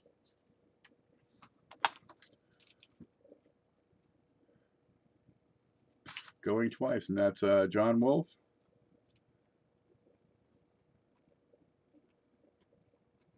There you go. Most of your buffaloes you can get for a pretty darn reasonable price and pretty darn decent shape, right? You get to XF, you start to get, a lot of prices are going to start climbing. But you can get a pretty mostly complete set in decent shape. You don't get the full horn for a pretty reasonable price. What's the price? I put the 25s away. I really don't have those lined up right now. Well, I'll get some more out. Yep. I'll have to get them ready. I've got to have them, look at the darn things, grade them, see what it is, make sure it's right and tight. Get it packaged, find out what the value is, see what I paid, and kind of line it up there. But 25 is a pretty common date, right? Most of the P's in the 20s are common date. This is not it. Where the buffaloes go? Oh, I'll put them over here.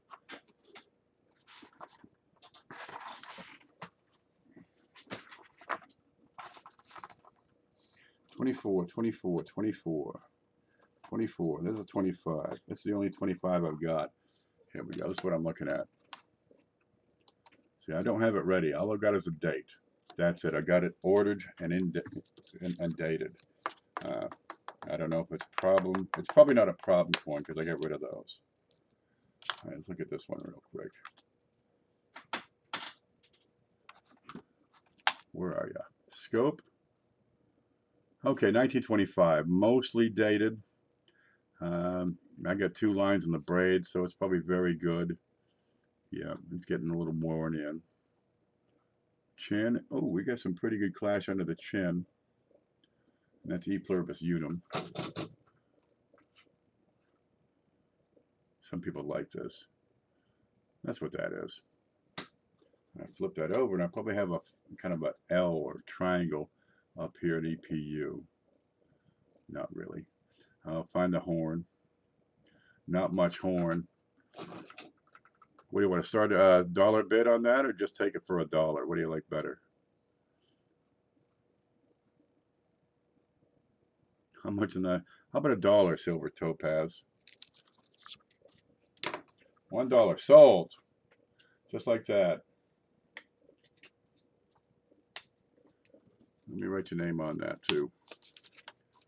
What'd you get earlier? Didn't you get something else? Okay, plus the plus 25 buff. I'll put that with the 1914.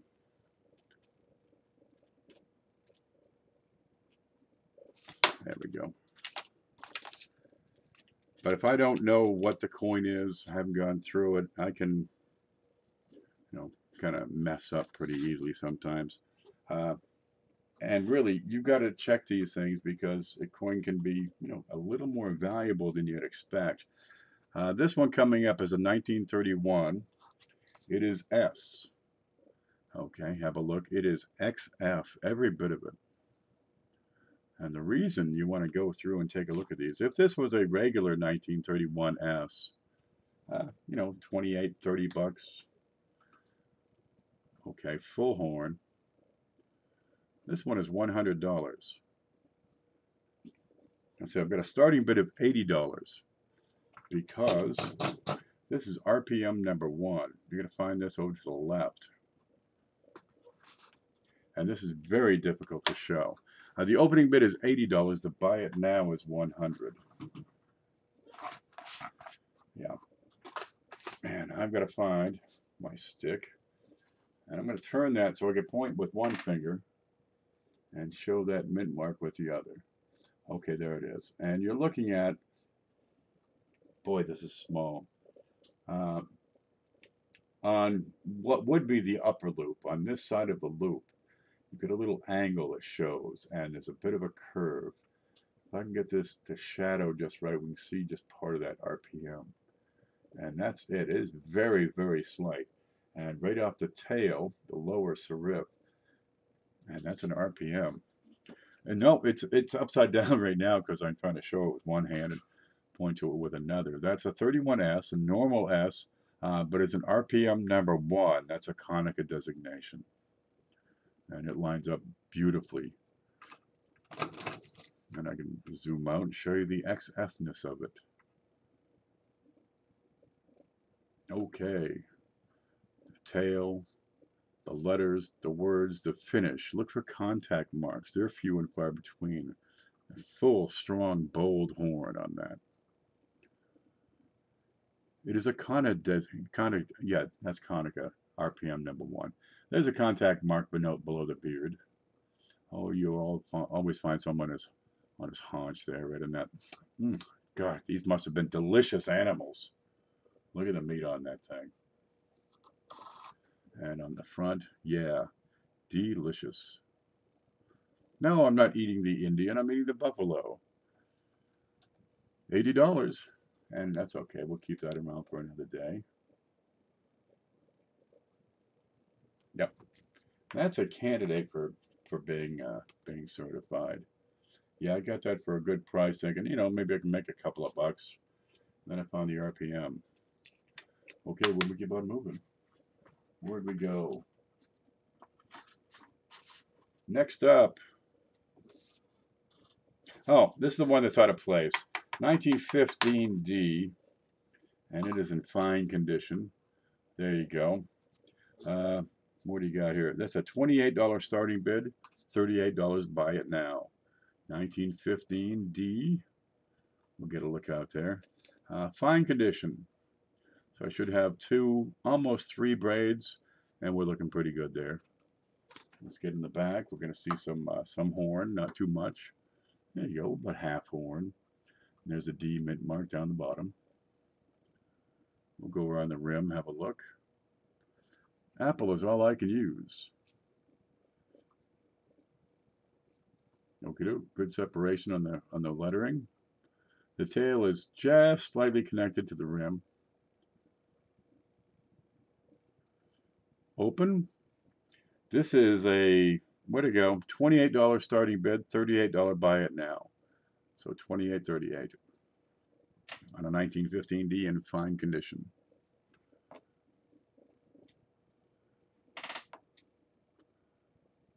Those early mint marks, baby. You find those, you say, oh, right. Yeah, we'll have a look around still. Joe says 28. Joe, you get some good coins for really good prices. Make sure you check them. I get a little ding here down here at 5 o'clock. I wouldn't say that's really all that huge for the condition of the coin. We got $28 going. Is that the no shoulder fold, Professor?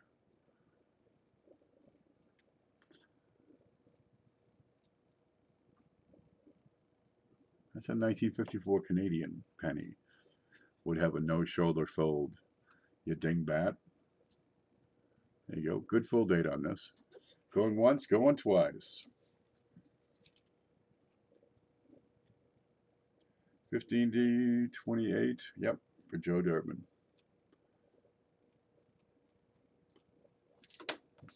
You got it, baby. All right. I think that's the end of those. What do you got here? Oh, I found these things. I guess I had auctioned them several months ago and got no buyers, or nobody paid. I'm not sure which, but well, they're back. We got two of them. What you got here? That's an 1865. Very fine. And we're going to go have a look around here. I'm going to start to see some wee here. There you go. We've got a good solid rim. We've got $25 starting bid on this 1865. And that's a normal 5. Let's look around the back here. 2 cents. Here you go. Yummy. City says 25. I want that. Now you get a little splash of color up here at the top. These old 2 centers, remember, they're also French bronze, the same as the Indian cents of the time. And they come out in wood. And I've seen some just gorgeous woods, you know, the seriously fine grain you get on those. Now, they'd wear these into the ground, so you got a little die crack over here by the T. It's not at all unheard of to get those. Maybe another one over here. There you go. Over by R.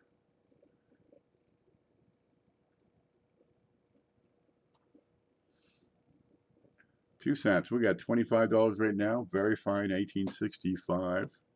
Now, the 1864 is the common one. With 20,000 surviving specimens. You got 10,000 more on 1864 with the small motto, right? The "In God we trust" in smaller lettering. And that thing goes for hundreds. Well, you got as many of the 1865 as you do of the 1864 with a small motto. And they go for, $30. Anybody want to explain that one?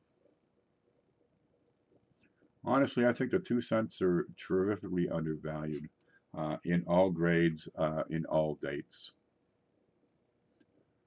You take 1,000 of these off the market, you get a splash of wood over there, by the way. You take 1,000 of these off market, and they're going to be hard to find anywhere in any grade. There you go. Good separation. Are you out, John? Oh, let us know if you're out. We can just hurry along. We're getting there. We got about a half a page, a third of a page left to go. Plus our Ikes and everything else we got. Dang, look at the harp in the center. Harp? hidden. That is a shield. That's the Union Shield, is what that is. Cindy at 27.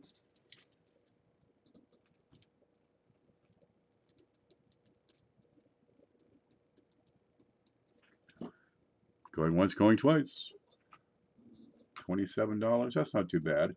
One of the highest points on this is the we right up here. So boy, it wipes off fast. That wipes off faster than the horn on a buffalo nickel. Very fine loops and balls there. Well, thank you very much. Okay, what's next one? Another 2-center. You know, if you want a full set of 2-centers, what do you need? 8? You know, then you start going after the funny stuff that are just impossible to get, like the restrike proofs on the 1873s. Okay, 1871, there you go. We're pretty worn here. I call this very good, and we're going to go around. It's uneven wear is a trademark of these things. Also, they ran these into the ground on the dies. So, yeah, a lot of them, you don't have any denticles. Or very, very few denticles. We got In God We Trust. There's no we, but it's an 1871. Let me give you some figures on the surviving, where is that? Surviving population, 1871. 3,850 surviving specimens on 1871. And Numa says $25. We're starting the bidding here at $15. Let me find my way back. There you go. Good clear date. No question about that. All right. Uneven wear. Kind of normal. Pretty soft on this side. Some In God We Trust. Lots of detail otherwise. We're going to look at the back. I see Joe Durbin with 15 starting, then John Wolfe, and then Cindelicious. Okay. Got a couple marks here. We got the knot. The knot in the ribbon is a big indicator of grade as well. Another high point. We'll go around and have a look. And 1871 to date. I see 16 on John Wolfe.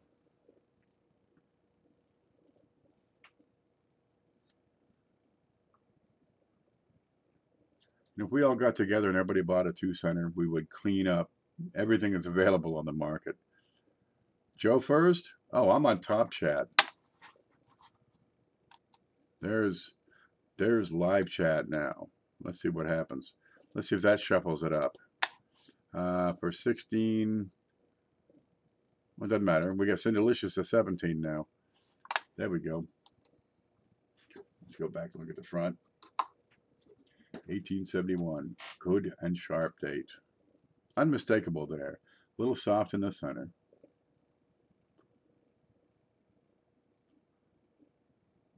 John Wolfe says 18. I have this marked as 15.25, with 25 being the buy it now price. If you just can't stand it, I got 15.25 on the 1871.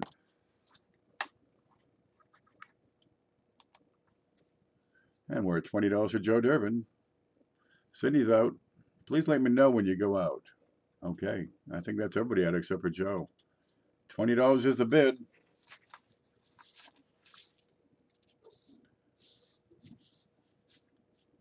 Let's close this one out. What do you say? Oh, I think that almost kills the front page. Joe at $20.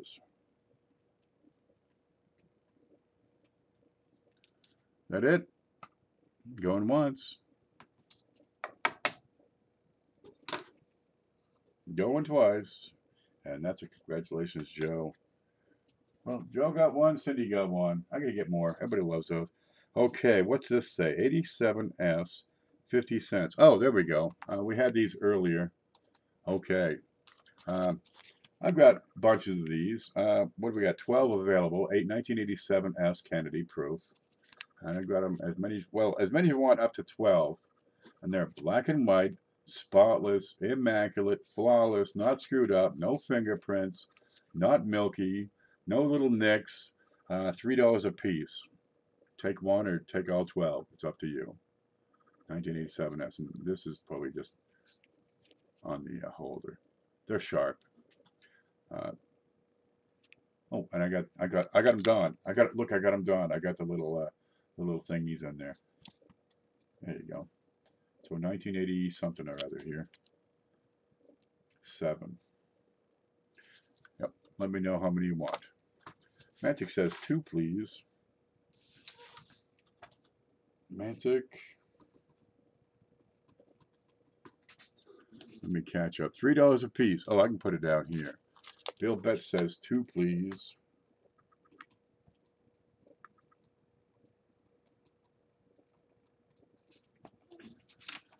John Wolf, 1 at $3. John Wolf. John, please send me your email address. Send it to mine right up here so I can get you an invoice. Anna's here. Where have you been? How we can get started?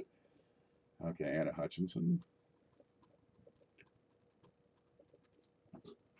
John Wolf. That's what I've got. I still have 1, 2, 3, 4. I've got 6 still available. If you can't live without them, let me know. We'll go from there. Okay, now remember, $25 or more, the perk, where to go today, is a 1981 Jefferson nickel proof type 1. $25 or more, I'm going to throw one of those in your package. There you go. But you got to pay within 24 hours, or within 48 hours. All right, next is, I still have some of those Ikes. That's 1978 Ikes. We've been doing these. I've got 7 still available. They've been sleeping in their coffin. Actually, I've got a little more than 7, but I want a couple for the big show. Okay, and these are just spotless. Black and white. Proof 78S clad. Eisenhower dollars. Black and white. There we go. $10 a piece. How many would you like? There are 7 available. Spotless. Just give me a yell. Buy it now is $10 each. Yeah, these are sharp, and they come in their little coffin. You take them all. I'll include the coffin. It's just this folded over piece of plastic with the slots, and you got to close it with these end caps. There we go. Yeah, and I put one in the big show every now and again. They're kind of nice. They look great. Ta-da! The coffin, we call it. $10 a piece. Let me know. 7 are available. Let's see. What do we got here? Don't forget the $50 kit. And I've got, a sore shoulder for no darn reason. Should we take a break? What are we at here? 2 hours. Oh, come on. Stretch. Come on. Stretch with me. Put your hands over your head. Now give me a wallet. Hey.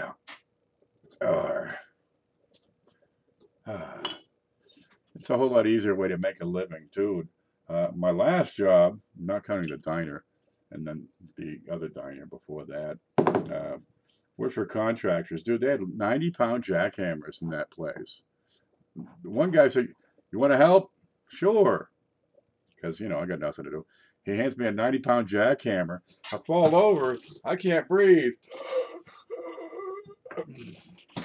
He saved me. He got that off of me.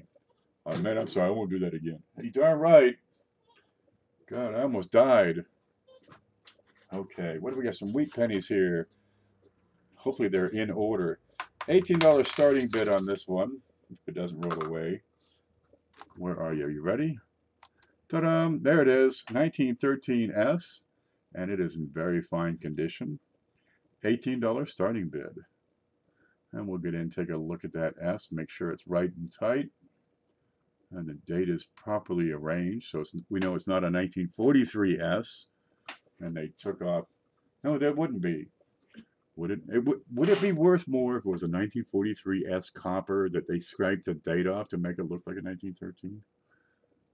I think it would be. Opening bid is $18. Let's have a look. We've got lines all the way up. Good separation of barriers. A little soft on this one side.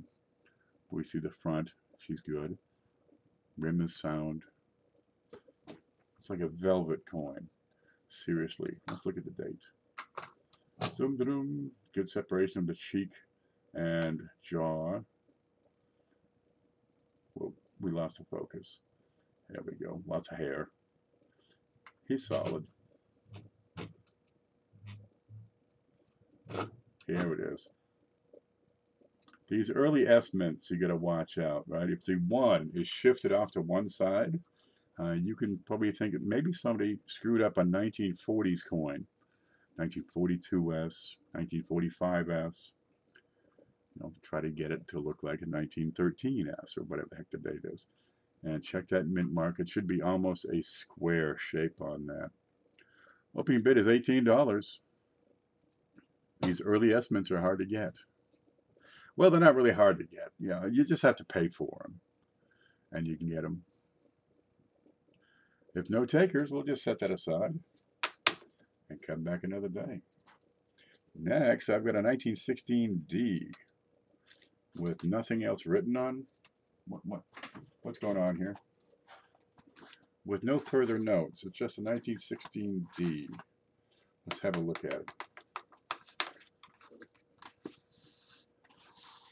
Starting bid is $15 here. Where are you? Date properly centered. Yep, that's a good looking 1916D. What would make it worth $15 for a starting bid? Really good shape. There we go. And I would give this, geez, is it as good as very extremely fine? I'm thinking we're probably right there. I'd go XF40 on this. Good solid rim.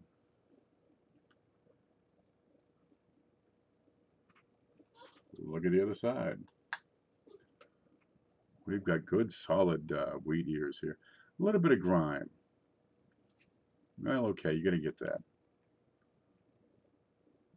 We'll have a look around. Go on the tour. Is anybody out here? Nobody's saying anything. Say 50. Somebody say 15.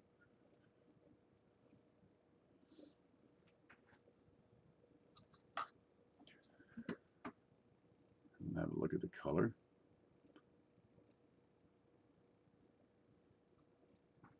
Okay, we'll set that aside. 1916D, opening bid is $15. I'll set that up.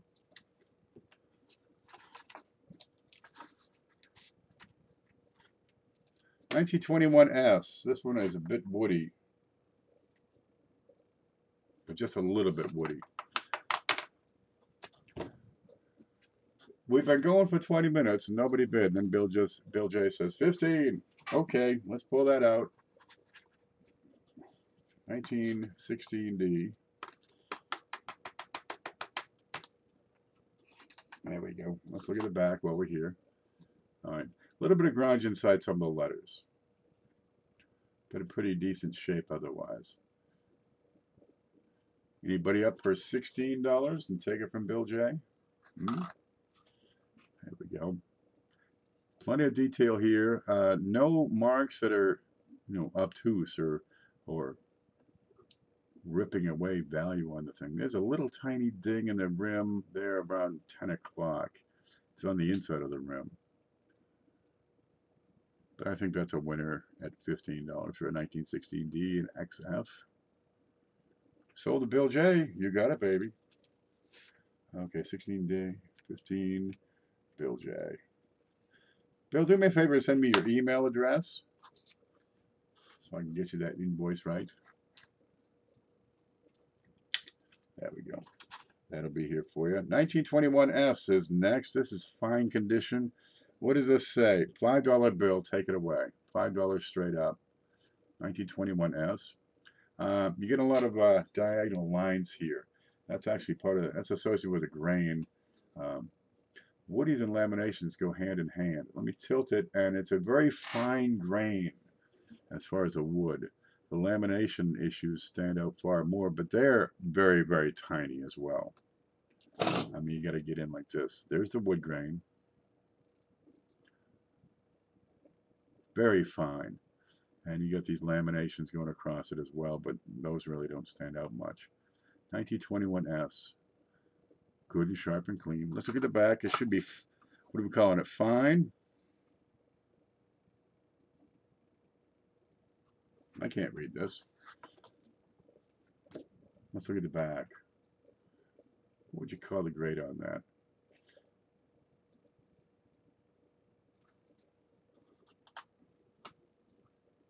Yeah, I'm going to go with fine on that. And you can see some more grain in the back here. A little bit of a slash on the N. So $5 bill takes it away. Very good 40. That's like Yahtzee, you know, with six dice and 2 numbers.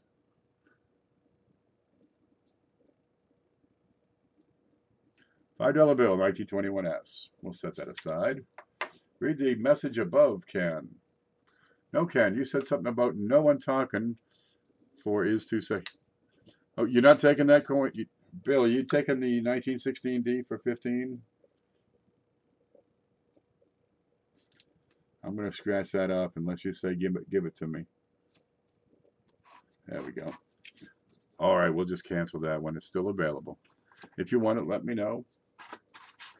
And I'll put your name back on. What is this one?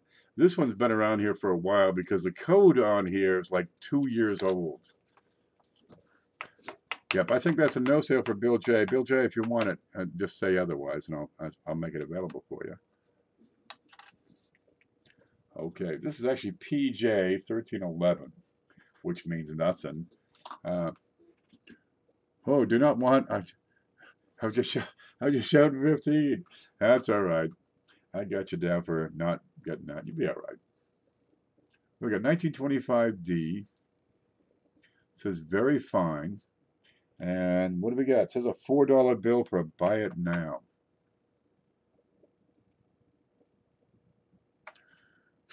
Well, I said shout out the number, and you shout out the number.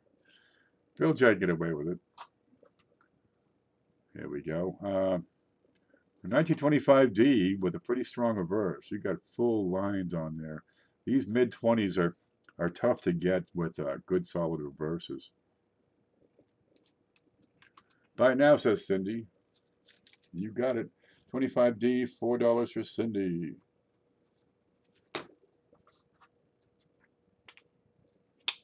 Oh, I'm going to grab some coffee. Yeah, I got about a dozen left. I'm fading fast. Yubba.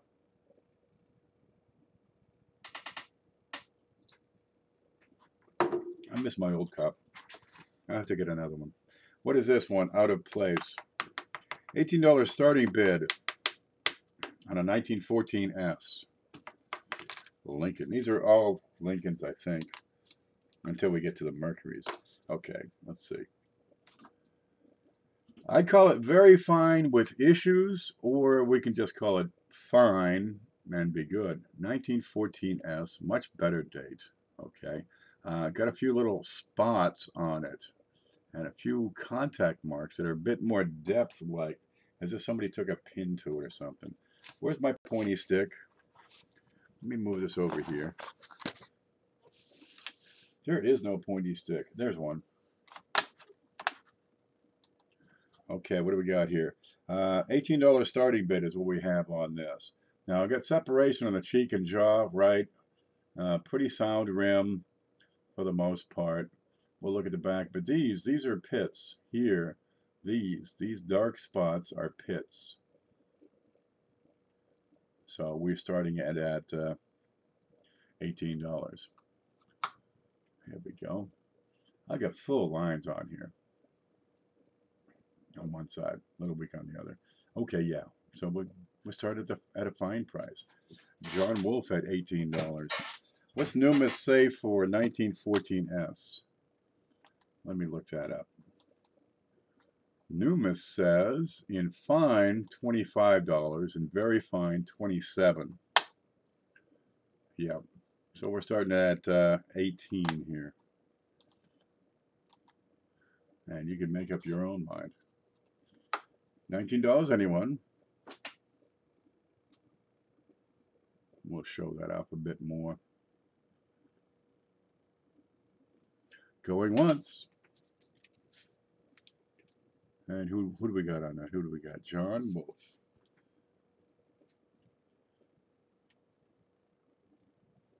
There we go. Make sure I have your email address, John Wolfe. And that is gone to John Wolfe for $18, 1914S. I got a video. You might want to watch that on identifying those things correctly. They're commonly screwed up. They take a 1944 S and gouge up the first four.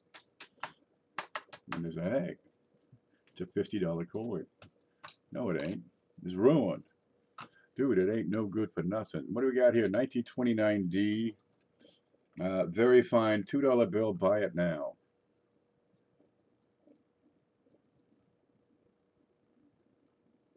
It was on the desk. Let's throw that one in. $2 bill for 1929D. Very fine. Buy it now for Lincoln. Lincoln, are you saying buy it now, or I just put it in your package? Lincoln. Yeah, we like it. Lincoln's putting together another batch of another set of Lincolns, because apparently 2 complete sets of Lincolns ain't enough. And dude, I can't say I blame them, huh? So few people have put together complete sets of Lincoln sets, and you're looking at a cost. Most of it is the the top 5 coins, and $2,000 would buy all those. The rest of them you get in pretty good shape for a couple of hundred. What do you got here? 26D and very fine, and that's a $4 bill. Buy it now. Is that a fingerprint? Oh God, the injustice! I got a dance go to fill. You're darn right. That's what happened. It's on the way. I got cardboard above it, cardboard below it. Padding. It's solid. It's packed. Ain't nothing going to happen to that. Joe, I'm okay. My dog's hanging in there too. Good. If you have another 29D, dude, I don't know. I got wheats all over this house. I got no idea. I'm sure I do. Anybody up for this one? Lincoln said buy it now. For Lincoln. There we go. You got it. Sold me. You got it. It's decent. I think very fine for the price you pay and the quality you get is probably the best. At XF, you find a spike in the prices on these things. 25S, not a Buffalo. It says AU, weak reverse, clash back of head. Oh, that one. Oh, that's neat. Well, oh yeah, that's been around for a while. PJ 120. Yeah, this has been here forever. What is this? $25 bill is the starting price. All right, let's look at it. AU, first up, 25S. Get my stick. 25S, check. AU, dude, it's got everything here. It's got all the detail. Just light.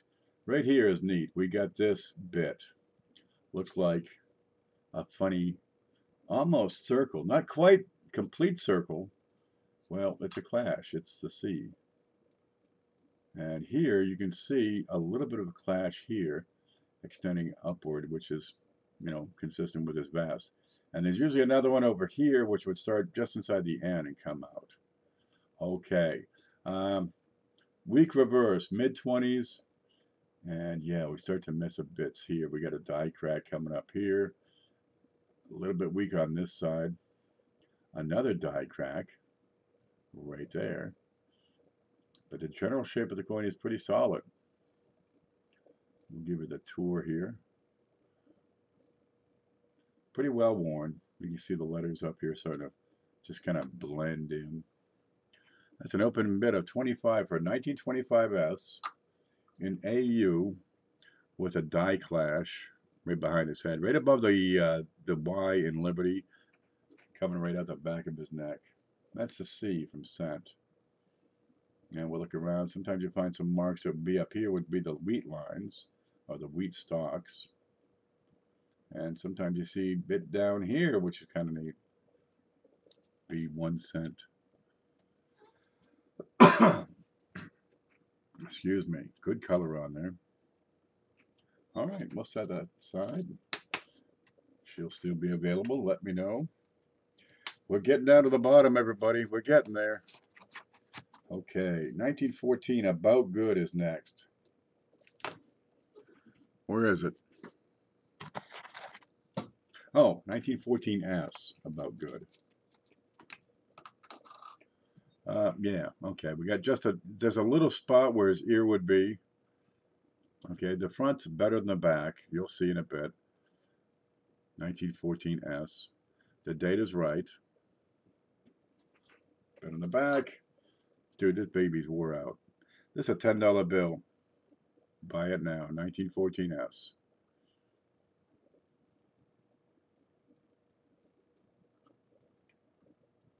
She pretty wore out. We're starting to blend in over here on the left side. At good, I want to see a full, complete rim. Right? It could be weak, but when it starts blending in, and you can't tell where the rim starts or stops and the wheat stops until you get past the wheat, we're about good on this. See over here, I can tell. I've got a line between the rim and the wheat. There, nope, I got plants from one side to the next.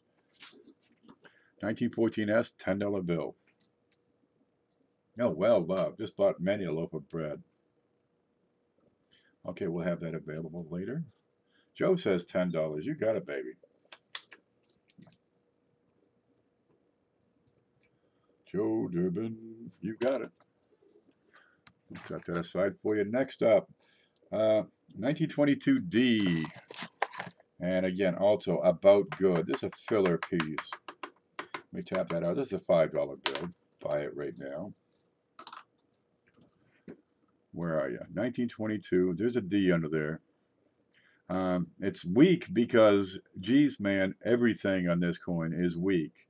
This is just going to fill a hole. Anna says $5. You got it.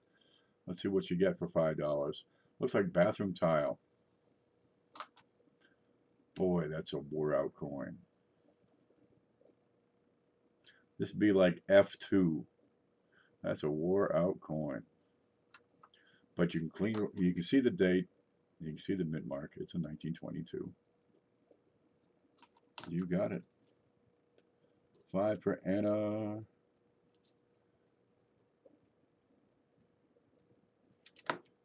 There you go.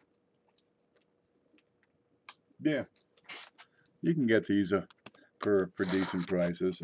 You want to start seeing more detail, you're going to pay 15, 18, 20 bucks.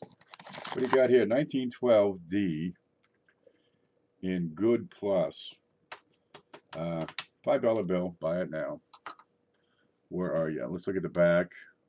Okay, rim separate. Good. All right, here you get a little bit more detail. All right, at the front, yeah, that's bathroom tile. She's flush. Look at that. Just look how velvety that is. It's me, Brian. Oh, you got your old name back. I know what you did. You changed it from Brian Wilkinson to It's Me, Brian. Okay, I'll check that. I'll make sure we fix that on the directory. Give me bin, says Cindy. It's a 1912D in good plus for $5 for Cindy. There you go. You have another look. You get just a touch of an ear hole. 1912D. On the back, you're separated on the one side. On the other side, you get a little bit of detail here. You got some grains. I figured, okay, good plus. I think Numis says 6 or 7. Yeah, it'll get you by. Okay. What do? Do you save up until you can get the entire set in top quality? Or do you pick up some in a lesser grade and then, upgrade later? Well, geez, if you can get them at a pretty decent price, where you got room that you can get your money back, well, you can get your set going. What is this? 1913D VF Details. Yeah, I get crud all over the back of this. 1913D. All right, if you can get that money back, you get it for the right price. Why not just, set that $5? It's like setting $5 on a table and picking it up later. 1913D. Very fine. Details. I got some crud on this thing. Stuck on it. Oh, $5 starting bid. There it is. And that stuff ain't coming up. I don't know what it is. concrete. They did a lot of concrete back in the day. They were working on stuff. Oh, this is a starting bid of $5 on the 1913D. There we go. So Cindy has a starting bid. She's met the $5 starting bid. I'm ashamed. My penny book has a ton of holes. Well, you know, I was reading, and there's an article. I just read the headline of the article. Something like a third of the people in the United States can't handle a $400 emergency. That breaks my heart. $400. You know, you get a flat tire, or the car broke down and needs some whatever the hell it needs. You know, an ignition nodule, some darn switch, or you know, you get a hole in your gas tank because somebody decided they needed 4 gallons of gas and poked a hole in with a screwdriver. Jeez, and you can't have a $400 issue. Well, with something like this, you can spend, you know, $2 or $5 or $10 and build that set up. And it's, well, you can think of it as a form of savings. The value is still there. You got it for the right price, you can probably recover your cash real easily. But in the meantime, it's going to fit over here on a shelf. You let your wife and kids know it's taboo, so they don't go spend it on, you know, junk food or some darn thing. My sister spent my coin collection when I was 12. Yeah, bought some sodas. John is at 6.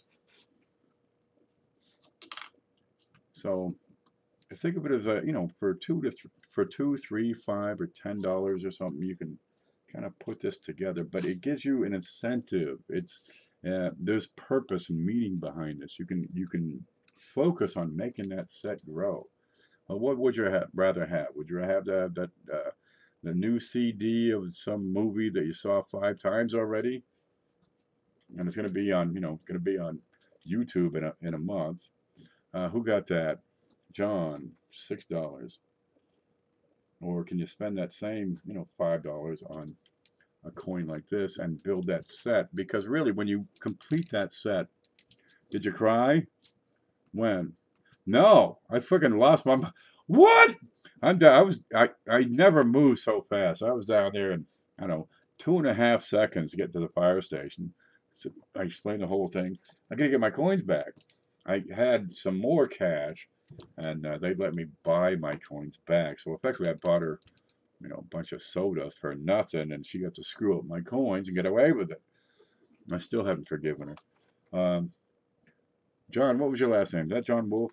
Won that one? I gotta go back and find out. John Wolf, yeah. Oh, well, build a set. Build a complete set. And when you're done with it, you're going to have something that's worth something. Like I say, geez, you know, the top 6 coins will cost you $2,000. The rest of the set, a couple of hundred. Yeah, and you can take and sell off a few at a time if you have to. You know, the car breaks down, you're going to come up with a few bucks.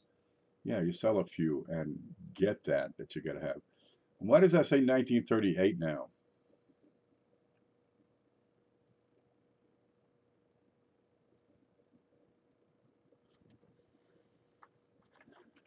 I'm blind. See, I got 1932 over here. Well, if that was 1932 in AU, yeah, I can see $15 being a proper starting bid. We got some wood grain on this. We were looking at this not too long ago. Got these 2 splashes in his head. That's not damage. That's wood. And it's a 1938, not 1932. 1938. Okay. Start the bidding wherever you like. Let's make this thing sell. It's a pretty coin. Let's start it at $1 instead of $15. 1938. Maybe there's a 1932 here somewhere on the desk. I'll keep an eye out. Tiny coverage, but you got to get close. You got to get close. There's a lot more coverage here, right? It's one of those fine grains. It's in there. It's in there. That's fine grain coverage with these 2 blasts. So it's not really 5% coverage. It's good, solid coverage. It's a deep, rich brown with that going on. gives us some, some character. They like these woodies. And I'll show you the back next. But I had 1932 written down. Duh. Okay, I'm going to lay off the cough syrup because it's messing me up. Check out the back now. Okay, I got a little more contrast coming down here. But it is AU. I'll give it that much. I'm at $6, says Cindy. Great color on that. Much brighter on the bottom where it's sliding off.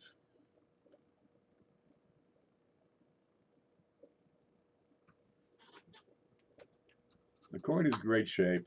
You're looking at the the look of it. This is all about appearance. And we'll put that on the big scope here. $15. Well, if it was a 32, yeah, $15 would be appropriate.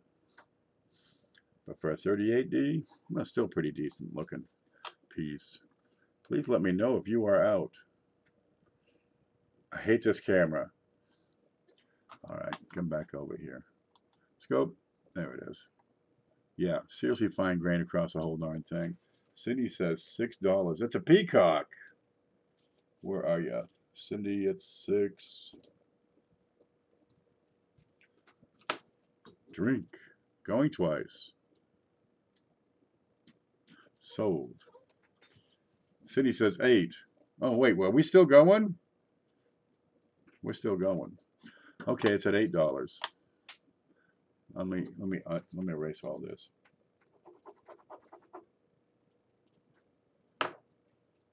There it is.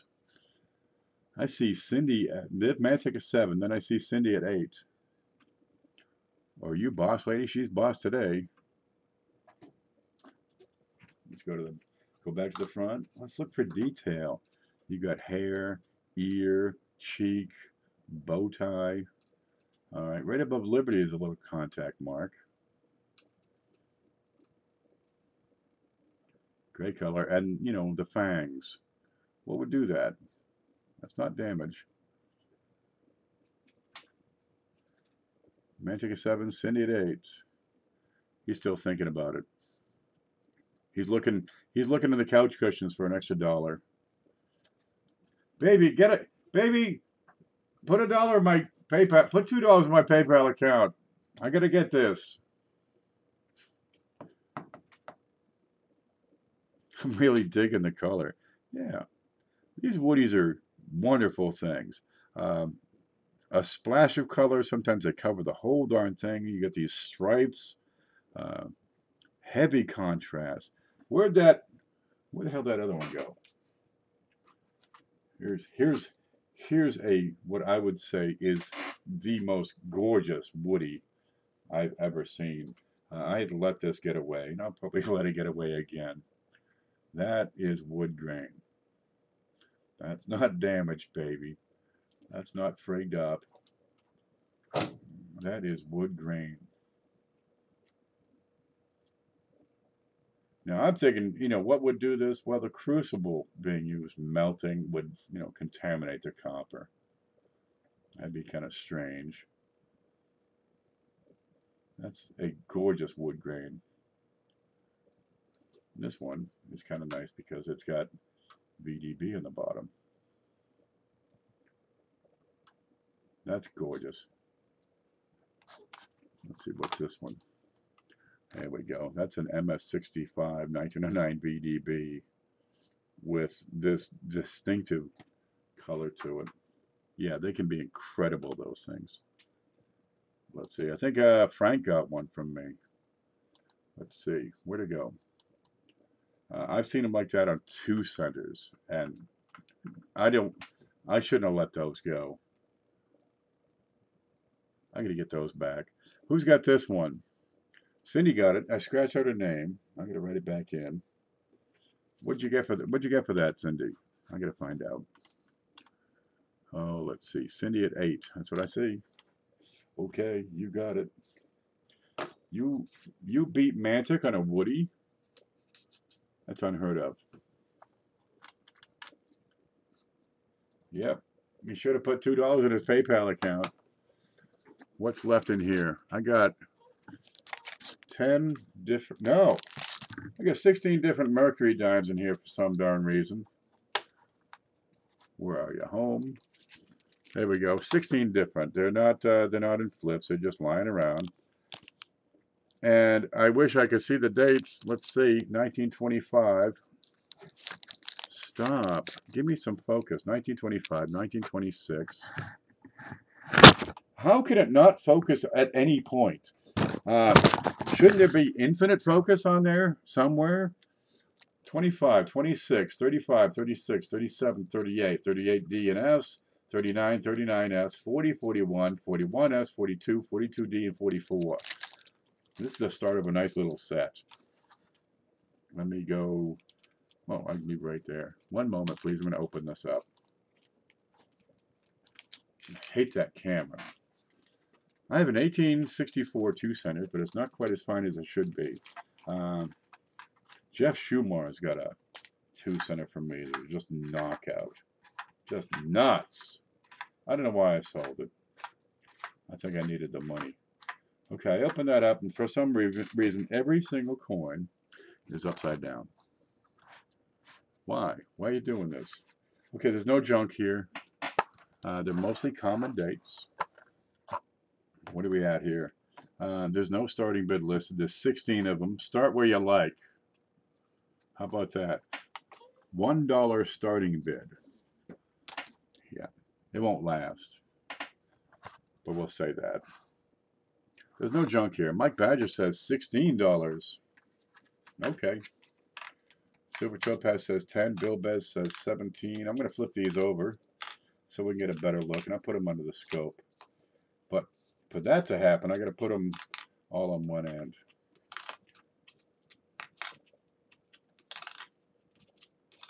There we go.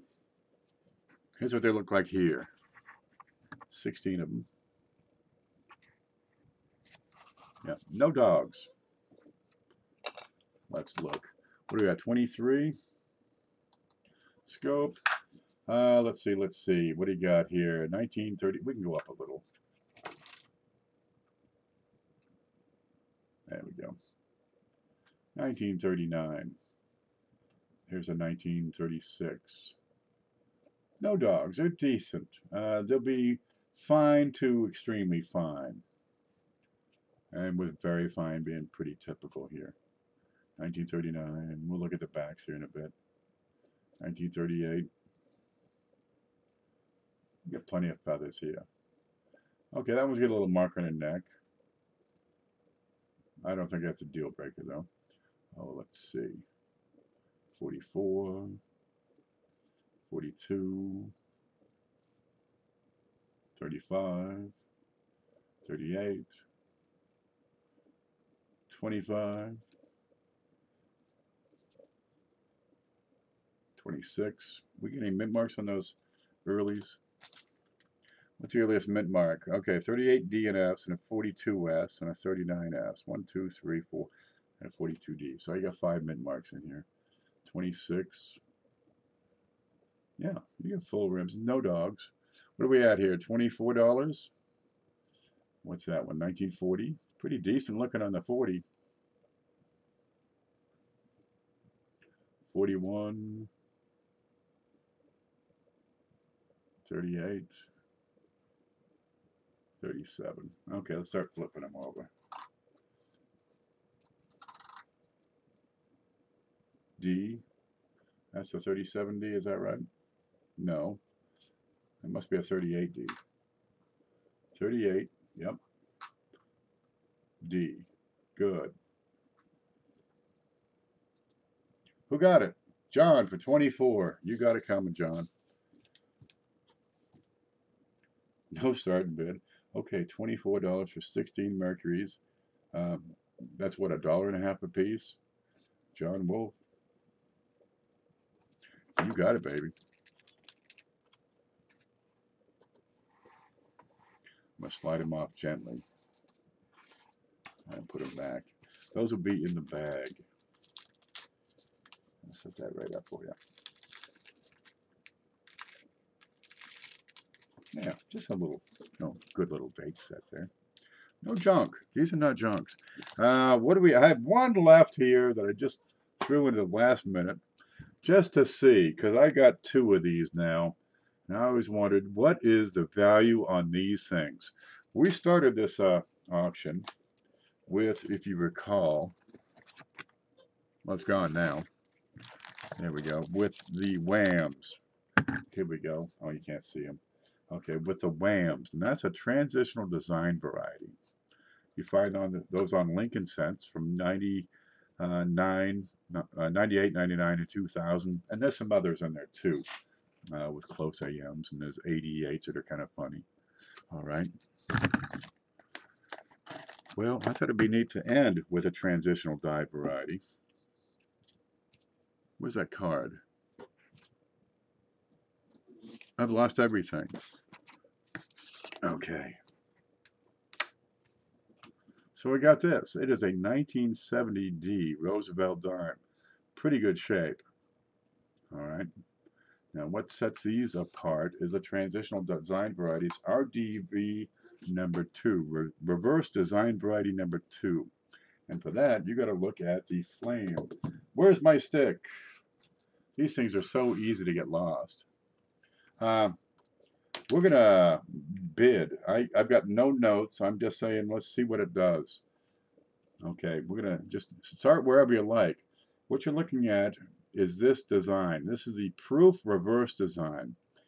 It was started in 1968. It has these deep cuts in the flame. Now, they're common nowadays, but back then, this was flat. But the proofs from 68 onward had these cuts. Now, if you look, this is a 1970D. It's not a proof. You'll find these on 69Ds, 70s, and 70Ds. This is die number what? Let's see, die number 2 out of 3. There are 3 known dies used on this design variety. And it is called the reverse of 1968. What do you suppose this should go for? We've got a bid of $3 out there.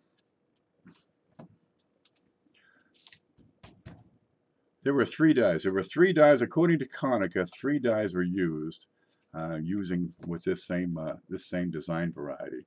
And well, it's supposed to have the regular design, which did not have these deep grooves in the flame. This is what it's all about, is these grooves right here. But the condition of the coin is excellent. I call it extremely fine. There's, you know, some circulation wear like you'd expect on a dime that's been passed around a little bit. Some of the veins in the leaves are a little soft. The bands here are a little soft. Okay, decent shape, a little bit of grunge to it, not a whole lot. Okay, what you got here? Plenty of hair detail. You don't see the die chips. Those show up a little bit later. You got some, oh, let's see, die wear showing up around here. The data's solid and crisp. That's at least XF. You got some finning still showing up. And now the finning's solid. You know, I tend to support AU, but I'm starting to see some, you know, some bits and bumps over here. $5. Did we hear $6? So this is the equivalent then. So the John for $5. This is the equivalent of a wide AM, but on the dime. Let me get this down. Let's see, 1970D. RDB2 for $5.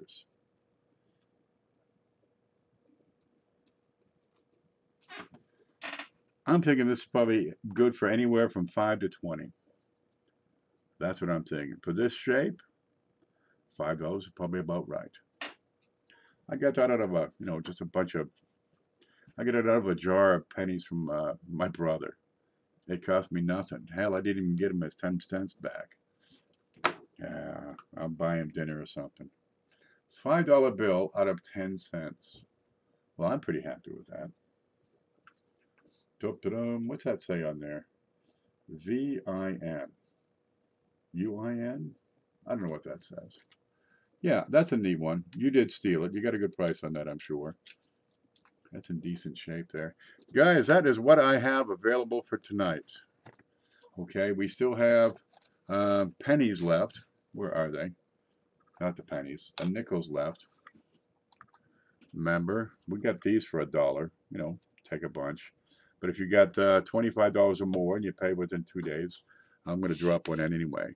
We got, oh, the copper rounds, the big Apatosaurus. That's not it. That's it. Yep, that's Queen Elizabeth on this side. And there's the back. And you have the walkers.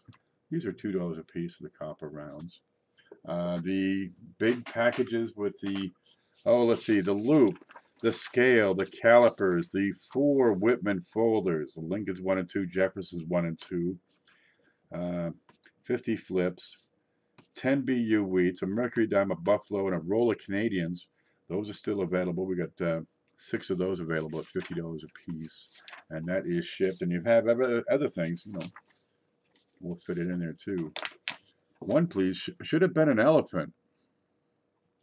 You or me? Oh, this is what we did. That's not a whole lot of stuff, but we did it. I'm going to pull this off. Cindy says, 1 dinosaur, please. Let me write down Dino.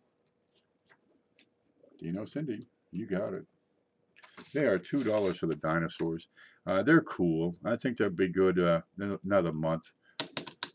You know, Christmas, they'll be flying out of here or stomping out of here. Can you put down a Dino for silver topaz? Dino for silver topaz. You got it. We still have a few, oh, the Kennedy has. Where'd they go? 87S. I've got 6 of these still available. There's not a thing wrong with them. I just got a bunch for a good price. They're $3 a piece. 87S proof. Please put my order on hold. I'm going to need more early wheats and VF to BU. You got it, Lincoln. I got you. I used to do a 30-day to pay sort of thing, but that really wasn't working for me, and it was being abused. So I stopped. Right now, pay before the next invoice, before the next show, or I'm just going to take the stuff and auction it off again. AG Price is here. Cindy says 187. Cindy. And we got the 78 proof Ikes available. Yeah, that's not too bad. Oh, we can show this off again in case you're a big spender. I took off my glove and I didn't want to handle it. This is an 1856. Where'd you go? Seated Liberty $half. Let's go. There it is. Isn't that pretty? It is XF Plus. I'd give it XF 45. No hesitation. Right? And that is a $200 purchase if you'd like to snatch that up.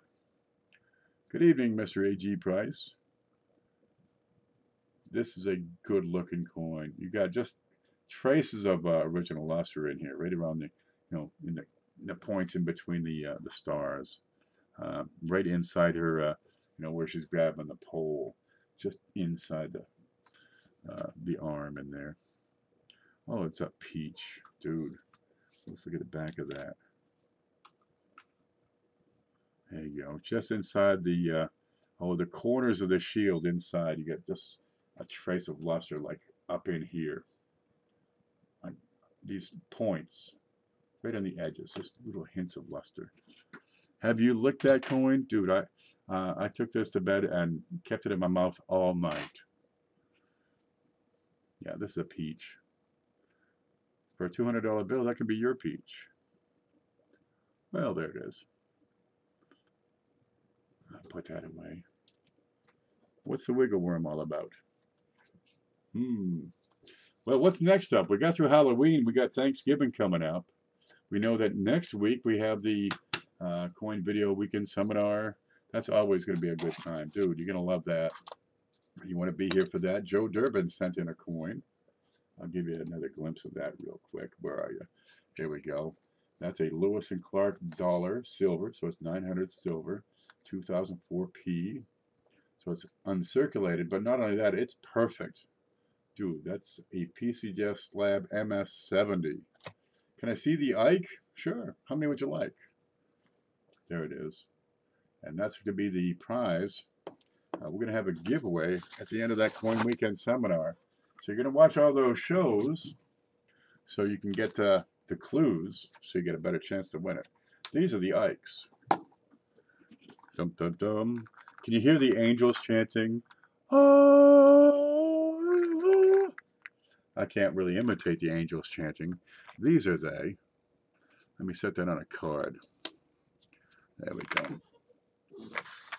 And we have 7 Ikes available, 1978S. There's not a thing wrong with these. They're sharp, they're clean. Look at the depth on that mirror. You can see my fingernail, my whole finger. You can probably see the camera. Yeah. Here's a spider web on the ceiling over there. There's not a thing wrong with those. I put my finger on the bottom so it doesn't slide around. 1978S. Can't sleep without coins in my eyes. Yeah, you gotta have that. Wow, no he didn't. Joe Durbin hears him.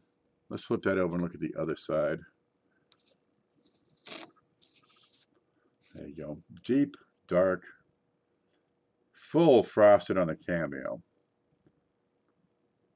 Yeah, these are nice. These are $10 a piece. And I have 7. Actually, I've got, what do I got? 4, 8. I've got 8 available, but I want to put 1 in the big show.